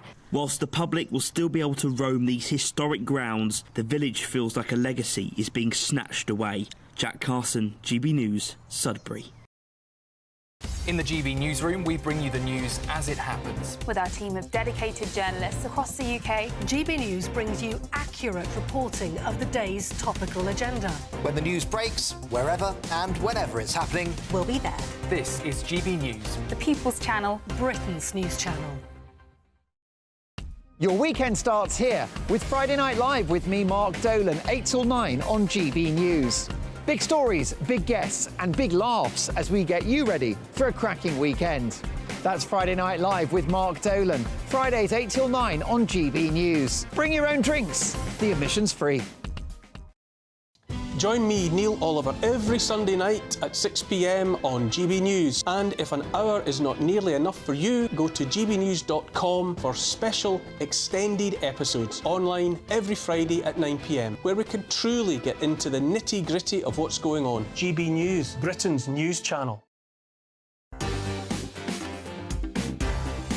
On Mark Dolan tonight, the BBC is hoping to brush the Hugh Edwards scandal under the carpet. Our national broadcaster is becoming an unaccountable echo chamber. The BBC has become a law unto itself. In my take at 10, Andrew Neil has attacked GB News as the home of conspiracy theorists and nutters. I'll be giving my full response and I'm not pulling my punches. Plus Mark meets my all-star panel and tomorrow's papers. We're live at 9.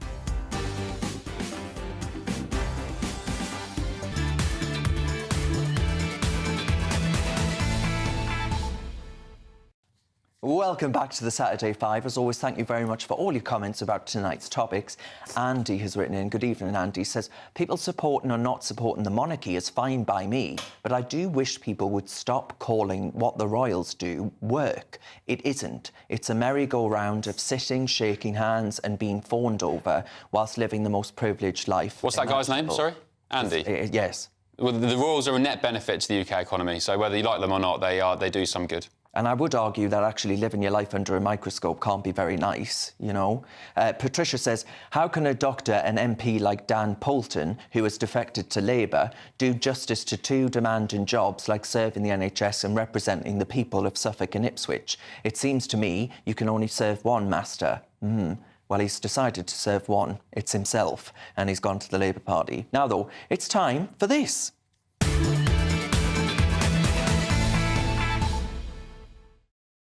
It's tonight's main event. Ding, ding. Labour say they will renationalise the railways within 5 years, which is about how long it takes most trains to actually arrive. But is this a welcome plan, or is this communism run amok? Are we back to the 1970s? Benjamin Butterworth can't wait for the return of British Fail, but Charlie Rowley says times have changed, time to move on. We'll let them duke it out and see who we think prevailed. Seconds out, round one. Benjamin, you kick things off. Well, I think that Labour's plan this week makes a lot of sense, and the polling shows, if I dare mention polls in the presence of Ben Leo, that most people agree.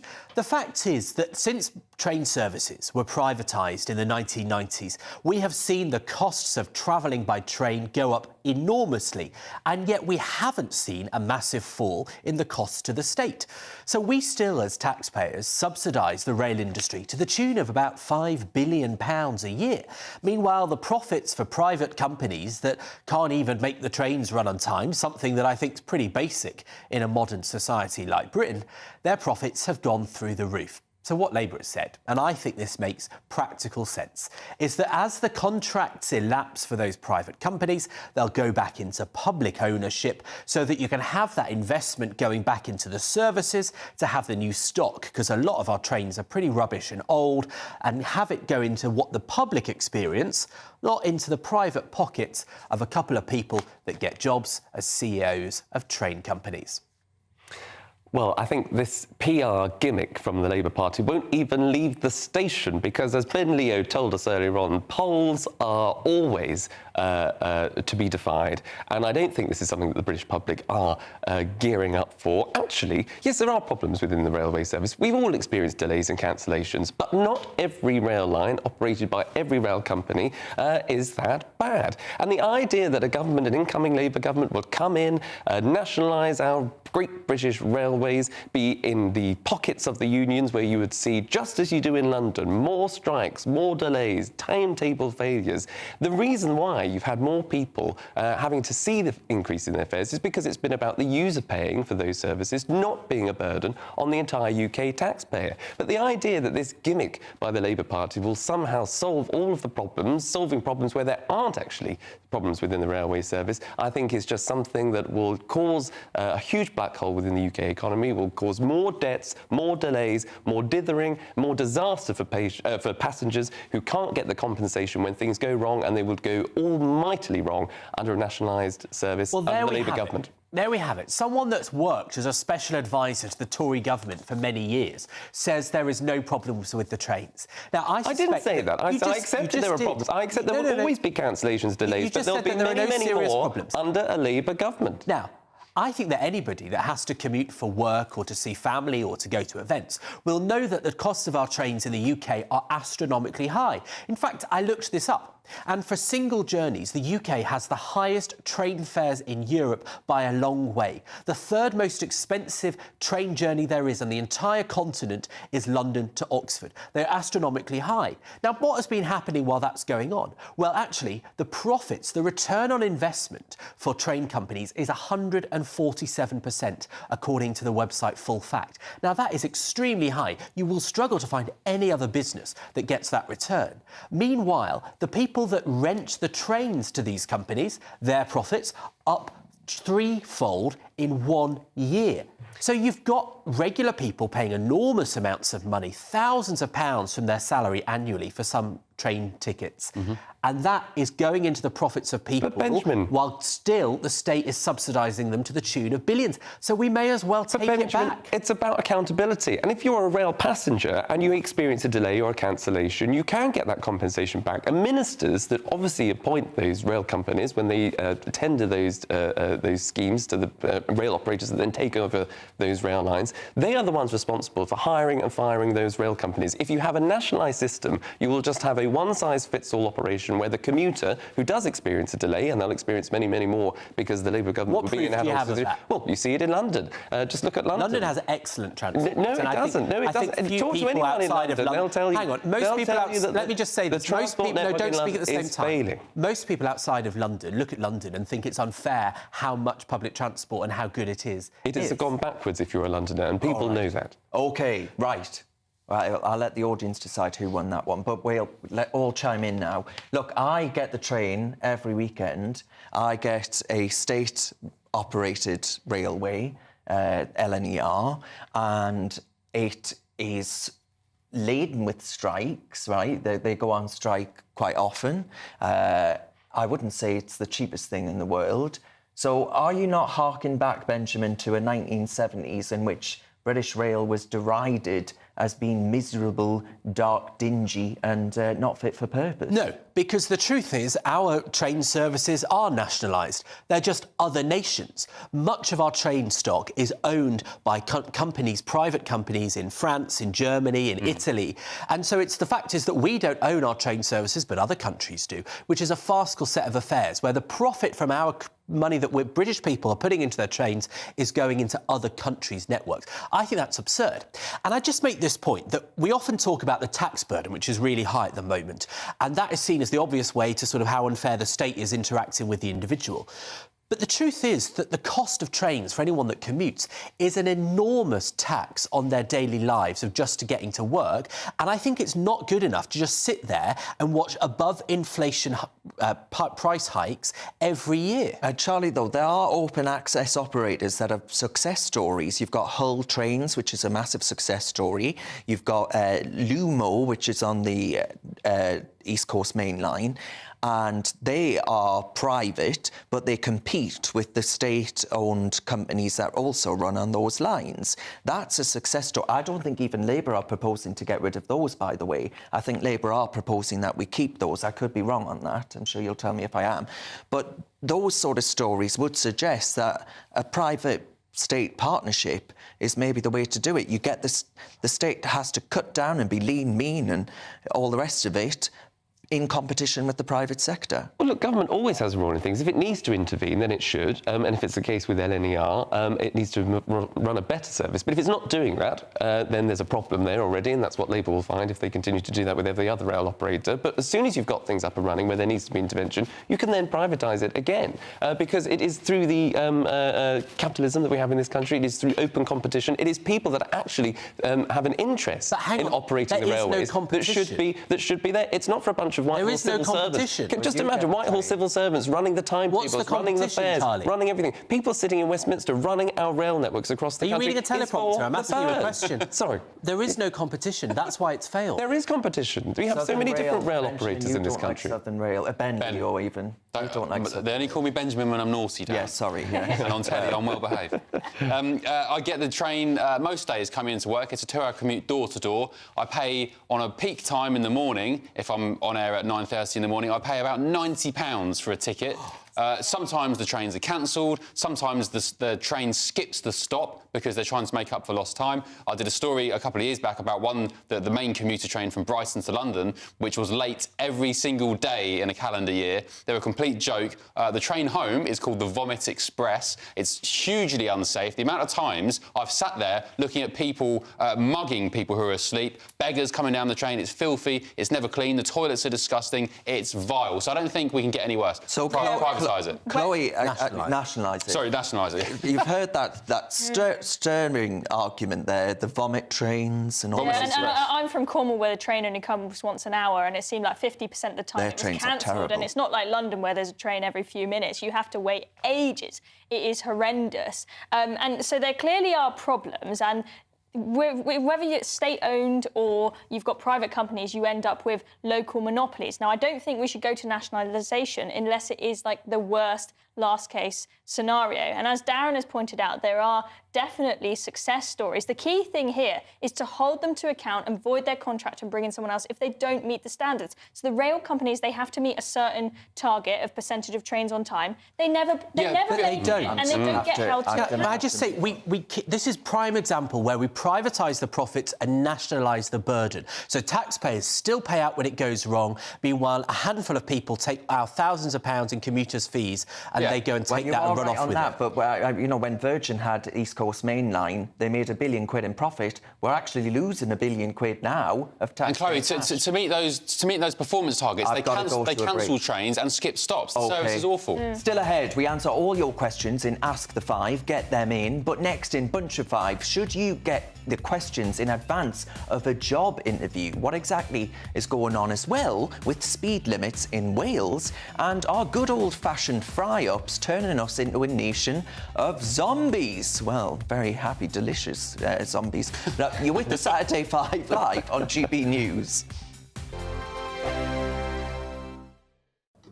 Hello, here's your latest weather update from the Met Office for GB News. We hold on to rather unsettled weather across the UK over the next few days, but temperatures will gradually start to climb too.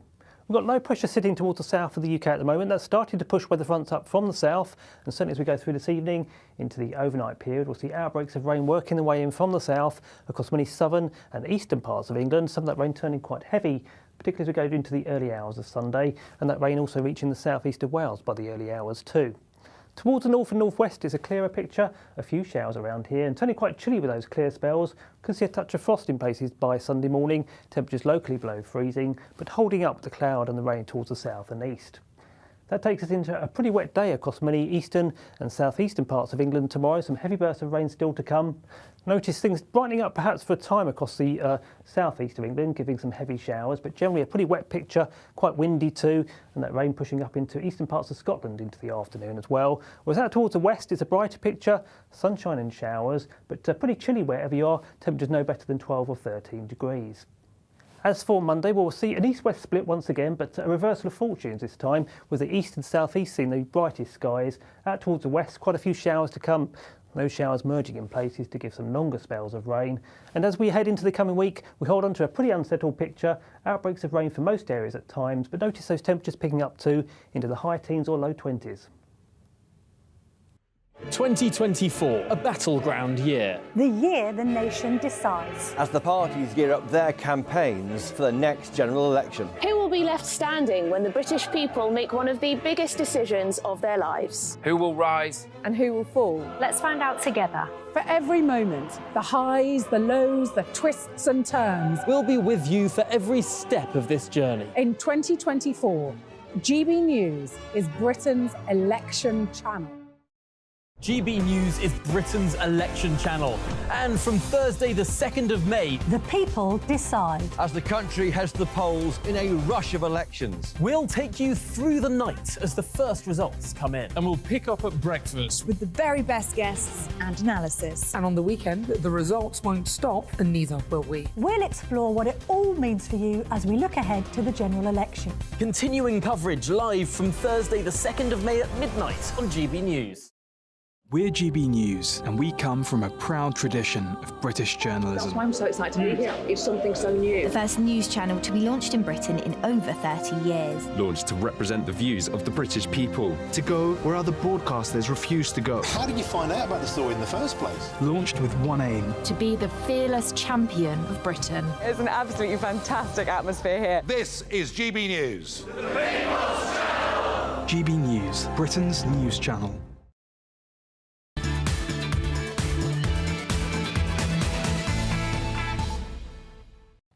Welcome back to the Saturday Five. As always, thank you very much for all of your comments about tonight's topics. Regarding the conflict in the Middle East, Margaret says, I understand it was Gaza who invaded Israel and Israel was retaliating, which they have the right to do. Whether what they are doing is now justified or not, the media always make it sound as if Israel made the first move by mentioning Israel first in most lists. Sorry, Margaret, it wasn't Gaza that invaded Israel, it was Hamas. And who did Gaza vote for? No, I'm sorry, and the conflict has been raging for, well, since 1948, whenever the State of Israel was formed. Who did Gaza vote for? Sorry? Who did Gaza vote for? I guess you're going to say Hamas, but yes. how can you have a fair and free election when you've got a terror death cult leading the All right, polls? Mike Sorry. says, what's wrong with old trains? They're more comfortable than the modern ones, but without shareholder investment, where will the additional funding come? Answer, taxpayers. I think you're right on that one. But now it's time for this.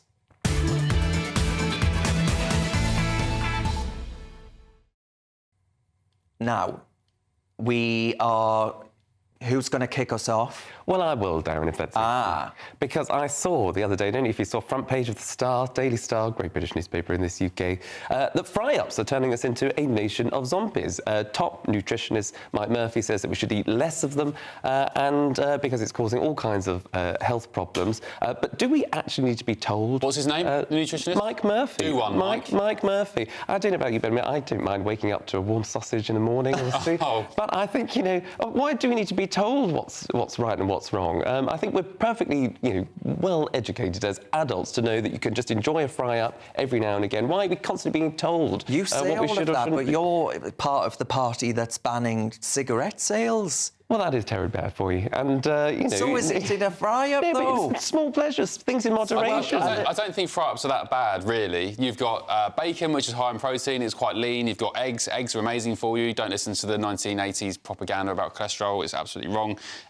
What else you got? Black pudding, pretty good for you. Baked beans. Baked beans are very good for you. Baked beans on brown bread and toast is more protein than steak, a little high in sugar. And also, a lot of places now grill their fry-ups. So you've got grilled bacon and so on. So I don't think they're that bad for you.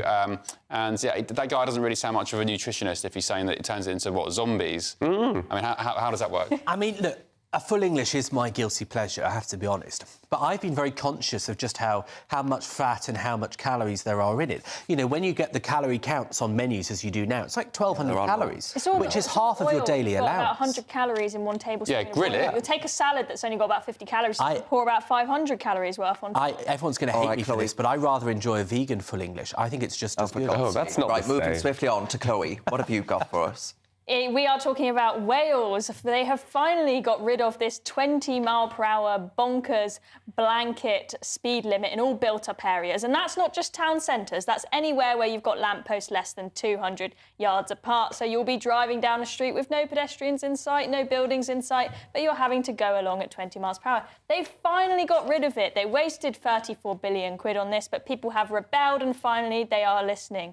So, Ben, do you think that this is a sign that we are winning this war on motorists?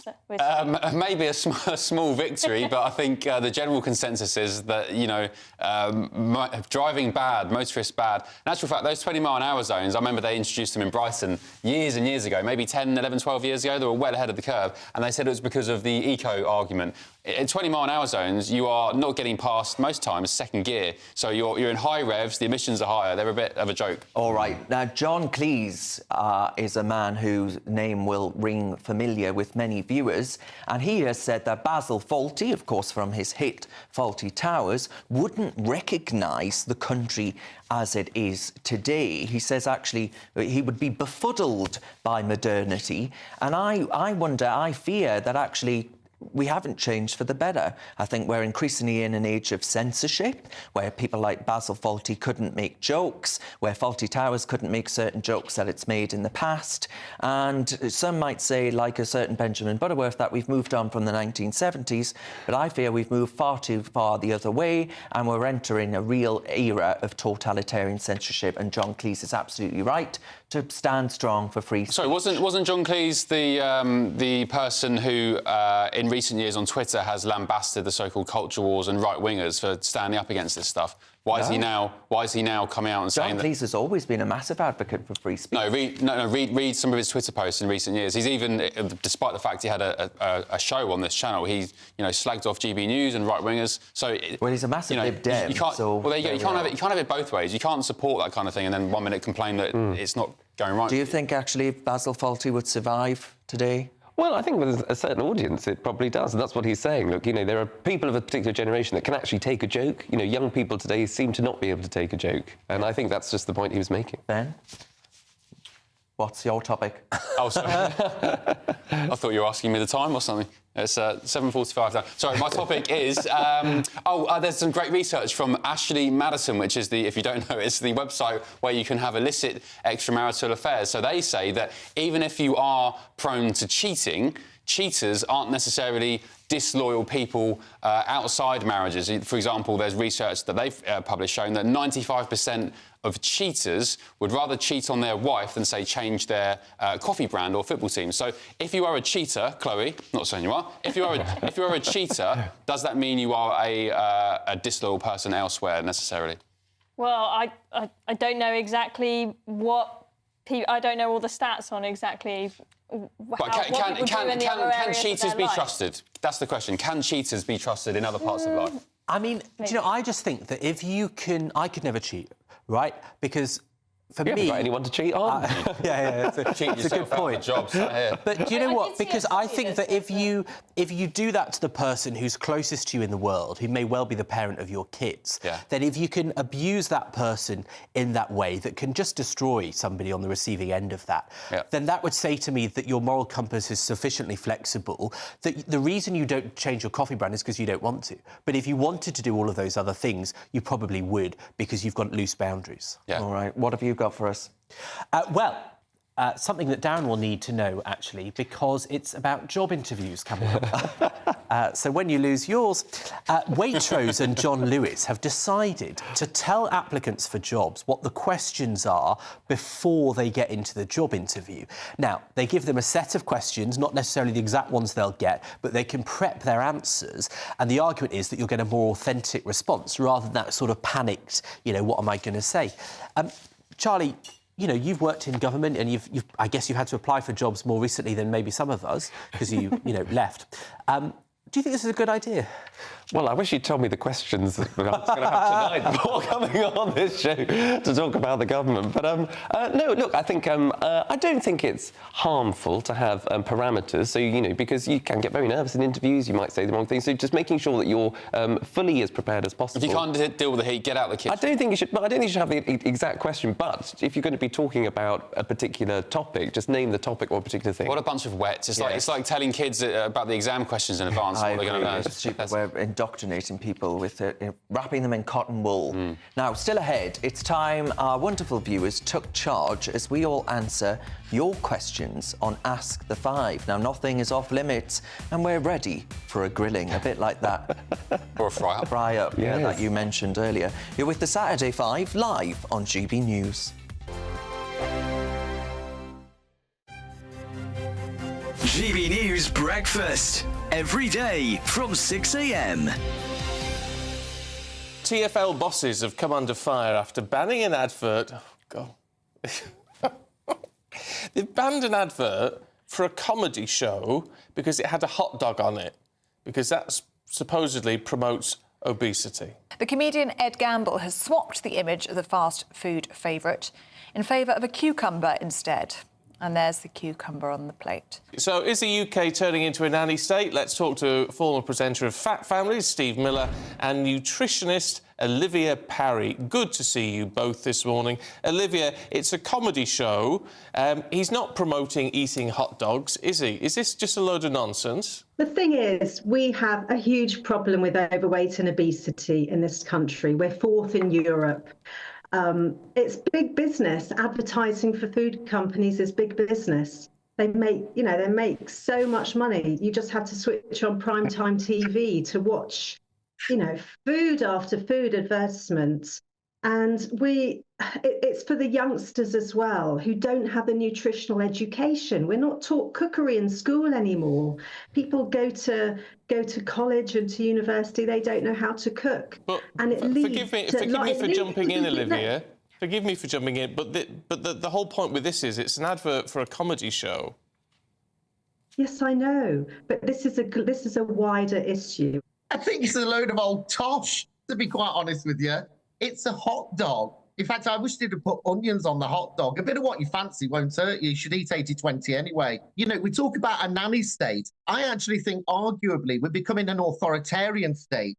Opinions banned. Comedy banned. The England flag banned. It's like we've got to wear a virtual muzzle. Are the newspapers getting you down? My wife didn't divorce me that month.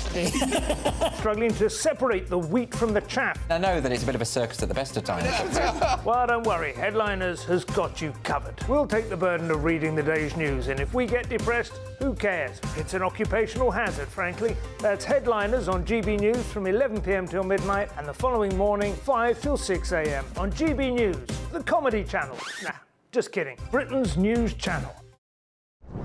I'm Christopher Hope. And I'm Gloria Di Piero, bringing you PMQ's live here on GB News. Whenever Parliament is in session on a Wednesday at midday, we'll bring you live coverage of Prime Minister's questions. We'll be asking our viewers and listeners to submit the questions that they would like to put to the Prime Minister, and we'll put that to our panel of top politicians in our Westminster studio. That's PMQ's live here on GB News, Britain's election channel.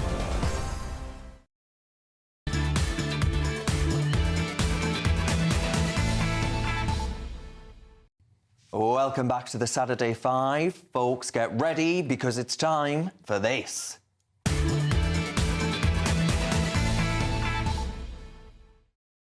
Right, let's see what you've got for this week. We have copied John Lewis and I have seen all of the questions in advance. I kid, I haven't. So there's a question for Chloe. Hi, Chloe. The number of youngsters voting Tory continues to drop and drop. Could this be the last ever Conservative government?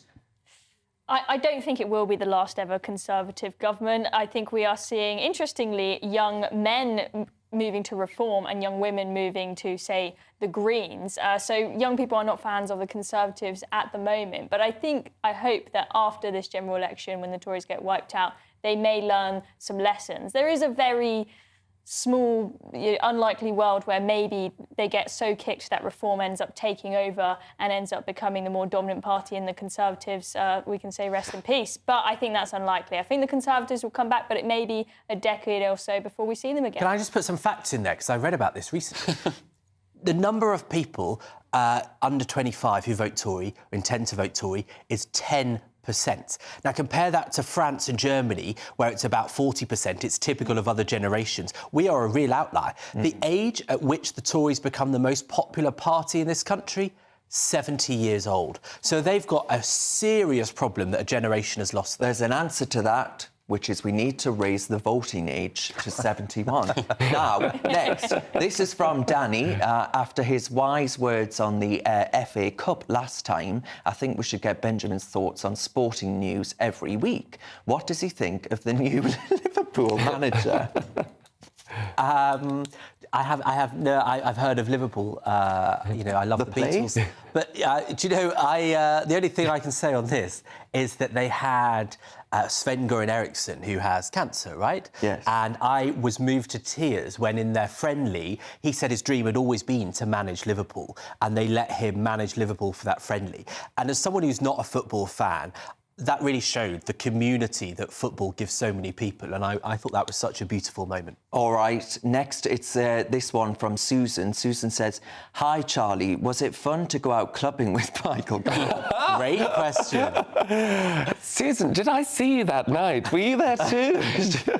I have to say, I've never been clubbing with Michael Gove. I have been clubbing myself once or twice. I've had a few sherbets every now and again. I don't mind. I like an evening out. But I think politicians should be able to go out and have fun. They should be themselves. They're people as well. They need to let their hair down. What do you think we've had all these brilliant videos of him dancing. What do you think of that? When he got back to the office, what did you say? Well, I'm just glad my choreography made it onto the front pages of every newspaper, having done so for Theresa May, so many times. Did you?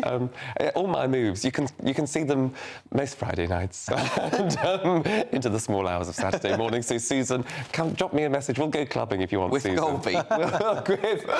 I think he might be a bit busy dealing with renters reform at the minute. Well, he's going to have a lot of time on his hands before long. He'll be like Dancing Queen, ABBA will be ad nauseum, will it not? Exactly. Come and join us, Susan. I mean, Chloe, do you mind seeing a politician bust a few moves? I think it depends. If it's someone cool like Boris, then I would, it looks fine. Boris. If it's someone nerdy like I can't see Boris dancing. But anyway, thank you very much to our wonderful guests tonight, Chloe Dobbs and Charlie Rowley. Next up, it's the brilliant Leo Kirst with the Saturday Night Showdown. Cheers very much to you at home for watching. We'll see you again, this time next week.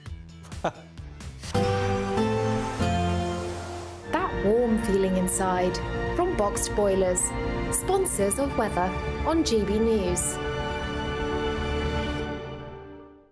Hello, here's your latest weather update from the Met Office for GB News. We hold on to rather unsettled weather across the UK over the next few days, but temperatures will gradually start to climb too.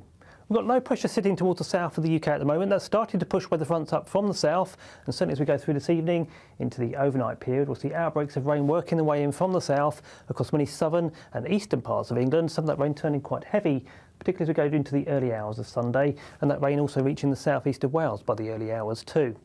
Towards the north and northwest is a clearer picture, a few showers around here, and turning quite chilly with those clear spells. Can see a touch of frost in places by Sunday morning, temperatures locally below freezing, but holding up the cloud and the rain towards the south and east. That takes us into a pretty wet day across many eastern and southeastern parts of England tomorrow. Some heavy bursts of rain still to come. Notice things brightening up perhaps for a time across the southeast of England, giving some heavy showers, but generally a pretty wet picture, quite windy too, and that rain pushing up into eastern parts of Scotland into the afternoon as well. Whereas out towards the west, it's a brighter picture, sunshine and showers, but pretty chilly wherever you are, temperatures no better than 12 or 13 degrees. As for Monday, we'll see an east-west split once again, but a reversal of fortunes this time, with the east and south-east seeing the brightest skies. Out towards the west, quite a few showers to come. Those showers merging in places to give some longer spells of rain. And as we head into the coming week, we hold on to a pretty unsettled picture. Outbreaks of rain for most areas at times, but notice those temperatures picking up too into the high teens or low 20s. Looks like things are heating up. Boxed Boilers, sponsors of weather on GB News.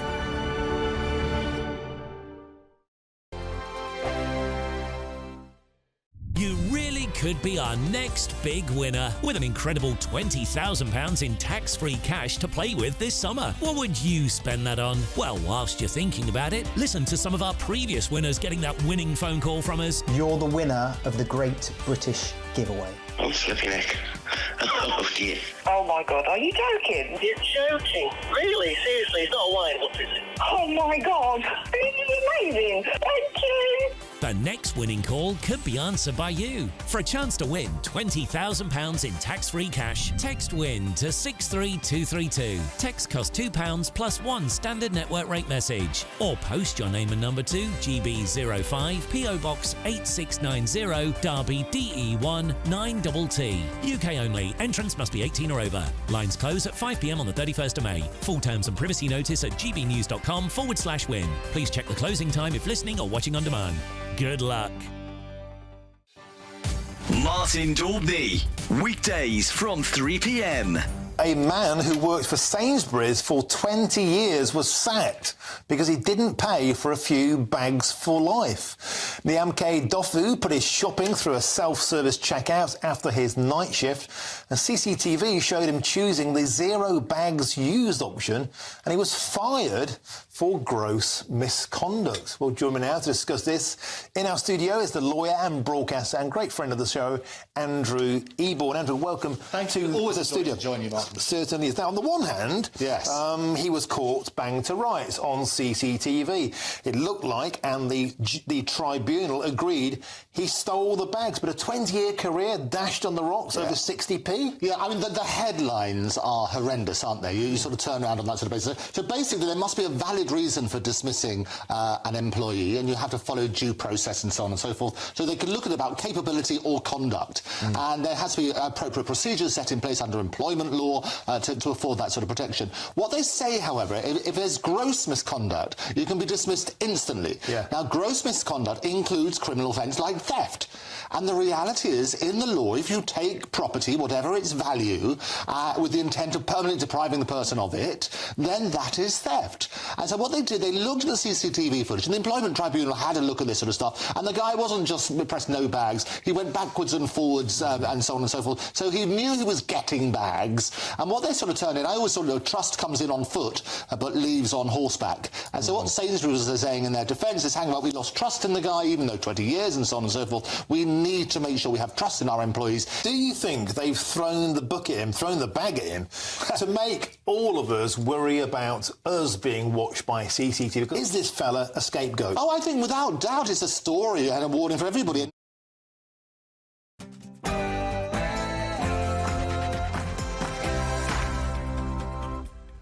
Hello there, coming up in the Saturday Night Showdown. After threatening to arrest someone for being openly Jewish, our police force have moved on to arresting people for being openly English. They seem to ignore calls for jihad and only step into police protests if you're waving the flag of St. George. We're asking, do we have a two-tier police force? And Policing Minister Chris Philp is getting a hard time for getting the Congo mixed up with Rwanda. But why should he be? He's the Minister for Policing, not the Minister for Esoteric African Geography. And Victoria Beckham has been accused of fat phobia after her new clothing line only stretches to a size 14. Fat activists are so angry with her, they nearly dropped her donuts. This is your Saturday Night Showdown.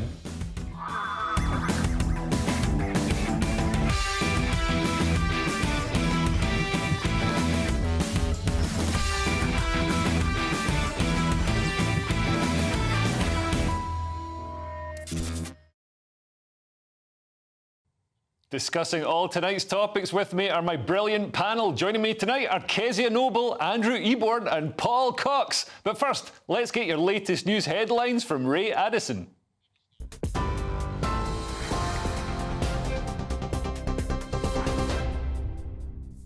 Thanks, Leo. Our top stories tonight from the GB newsroom. And Conservative MP Dr Dan Poulter has defected to Labour, saying the Tories are now a nationalist party of the right.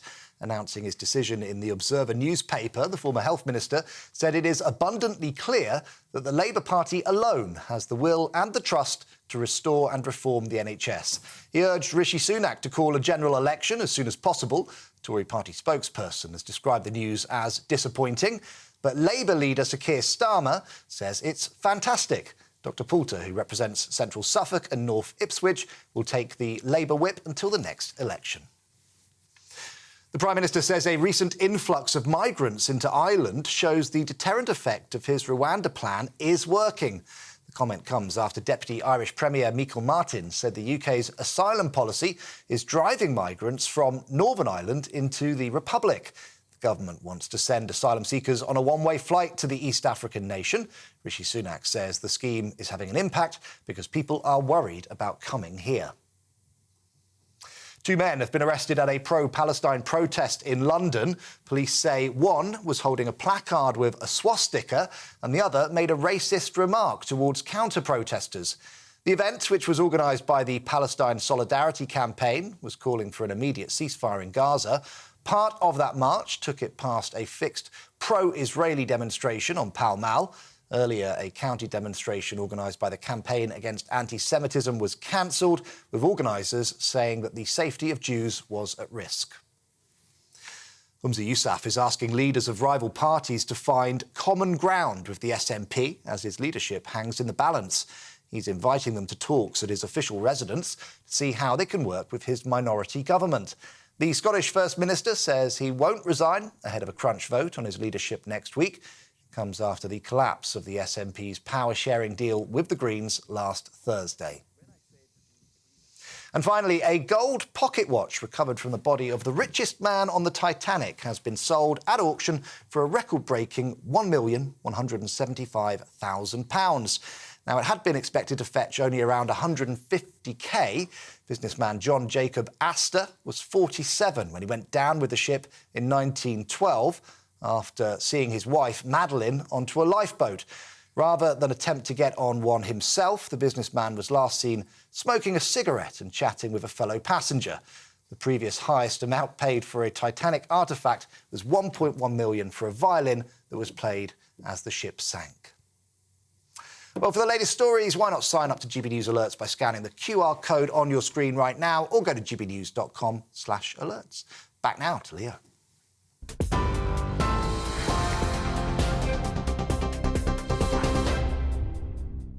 Thank you, Ray, and welcome to the Saturday Night Showdown. And what a week it's been. A few days on from threatening to arrest someone for being openly Jewish, London's police moved on to arresting people for being openly English.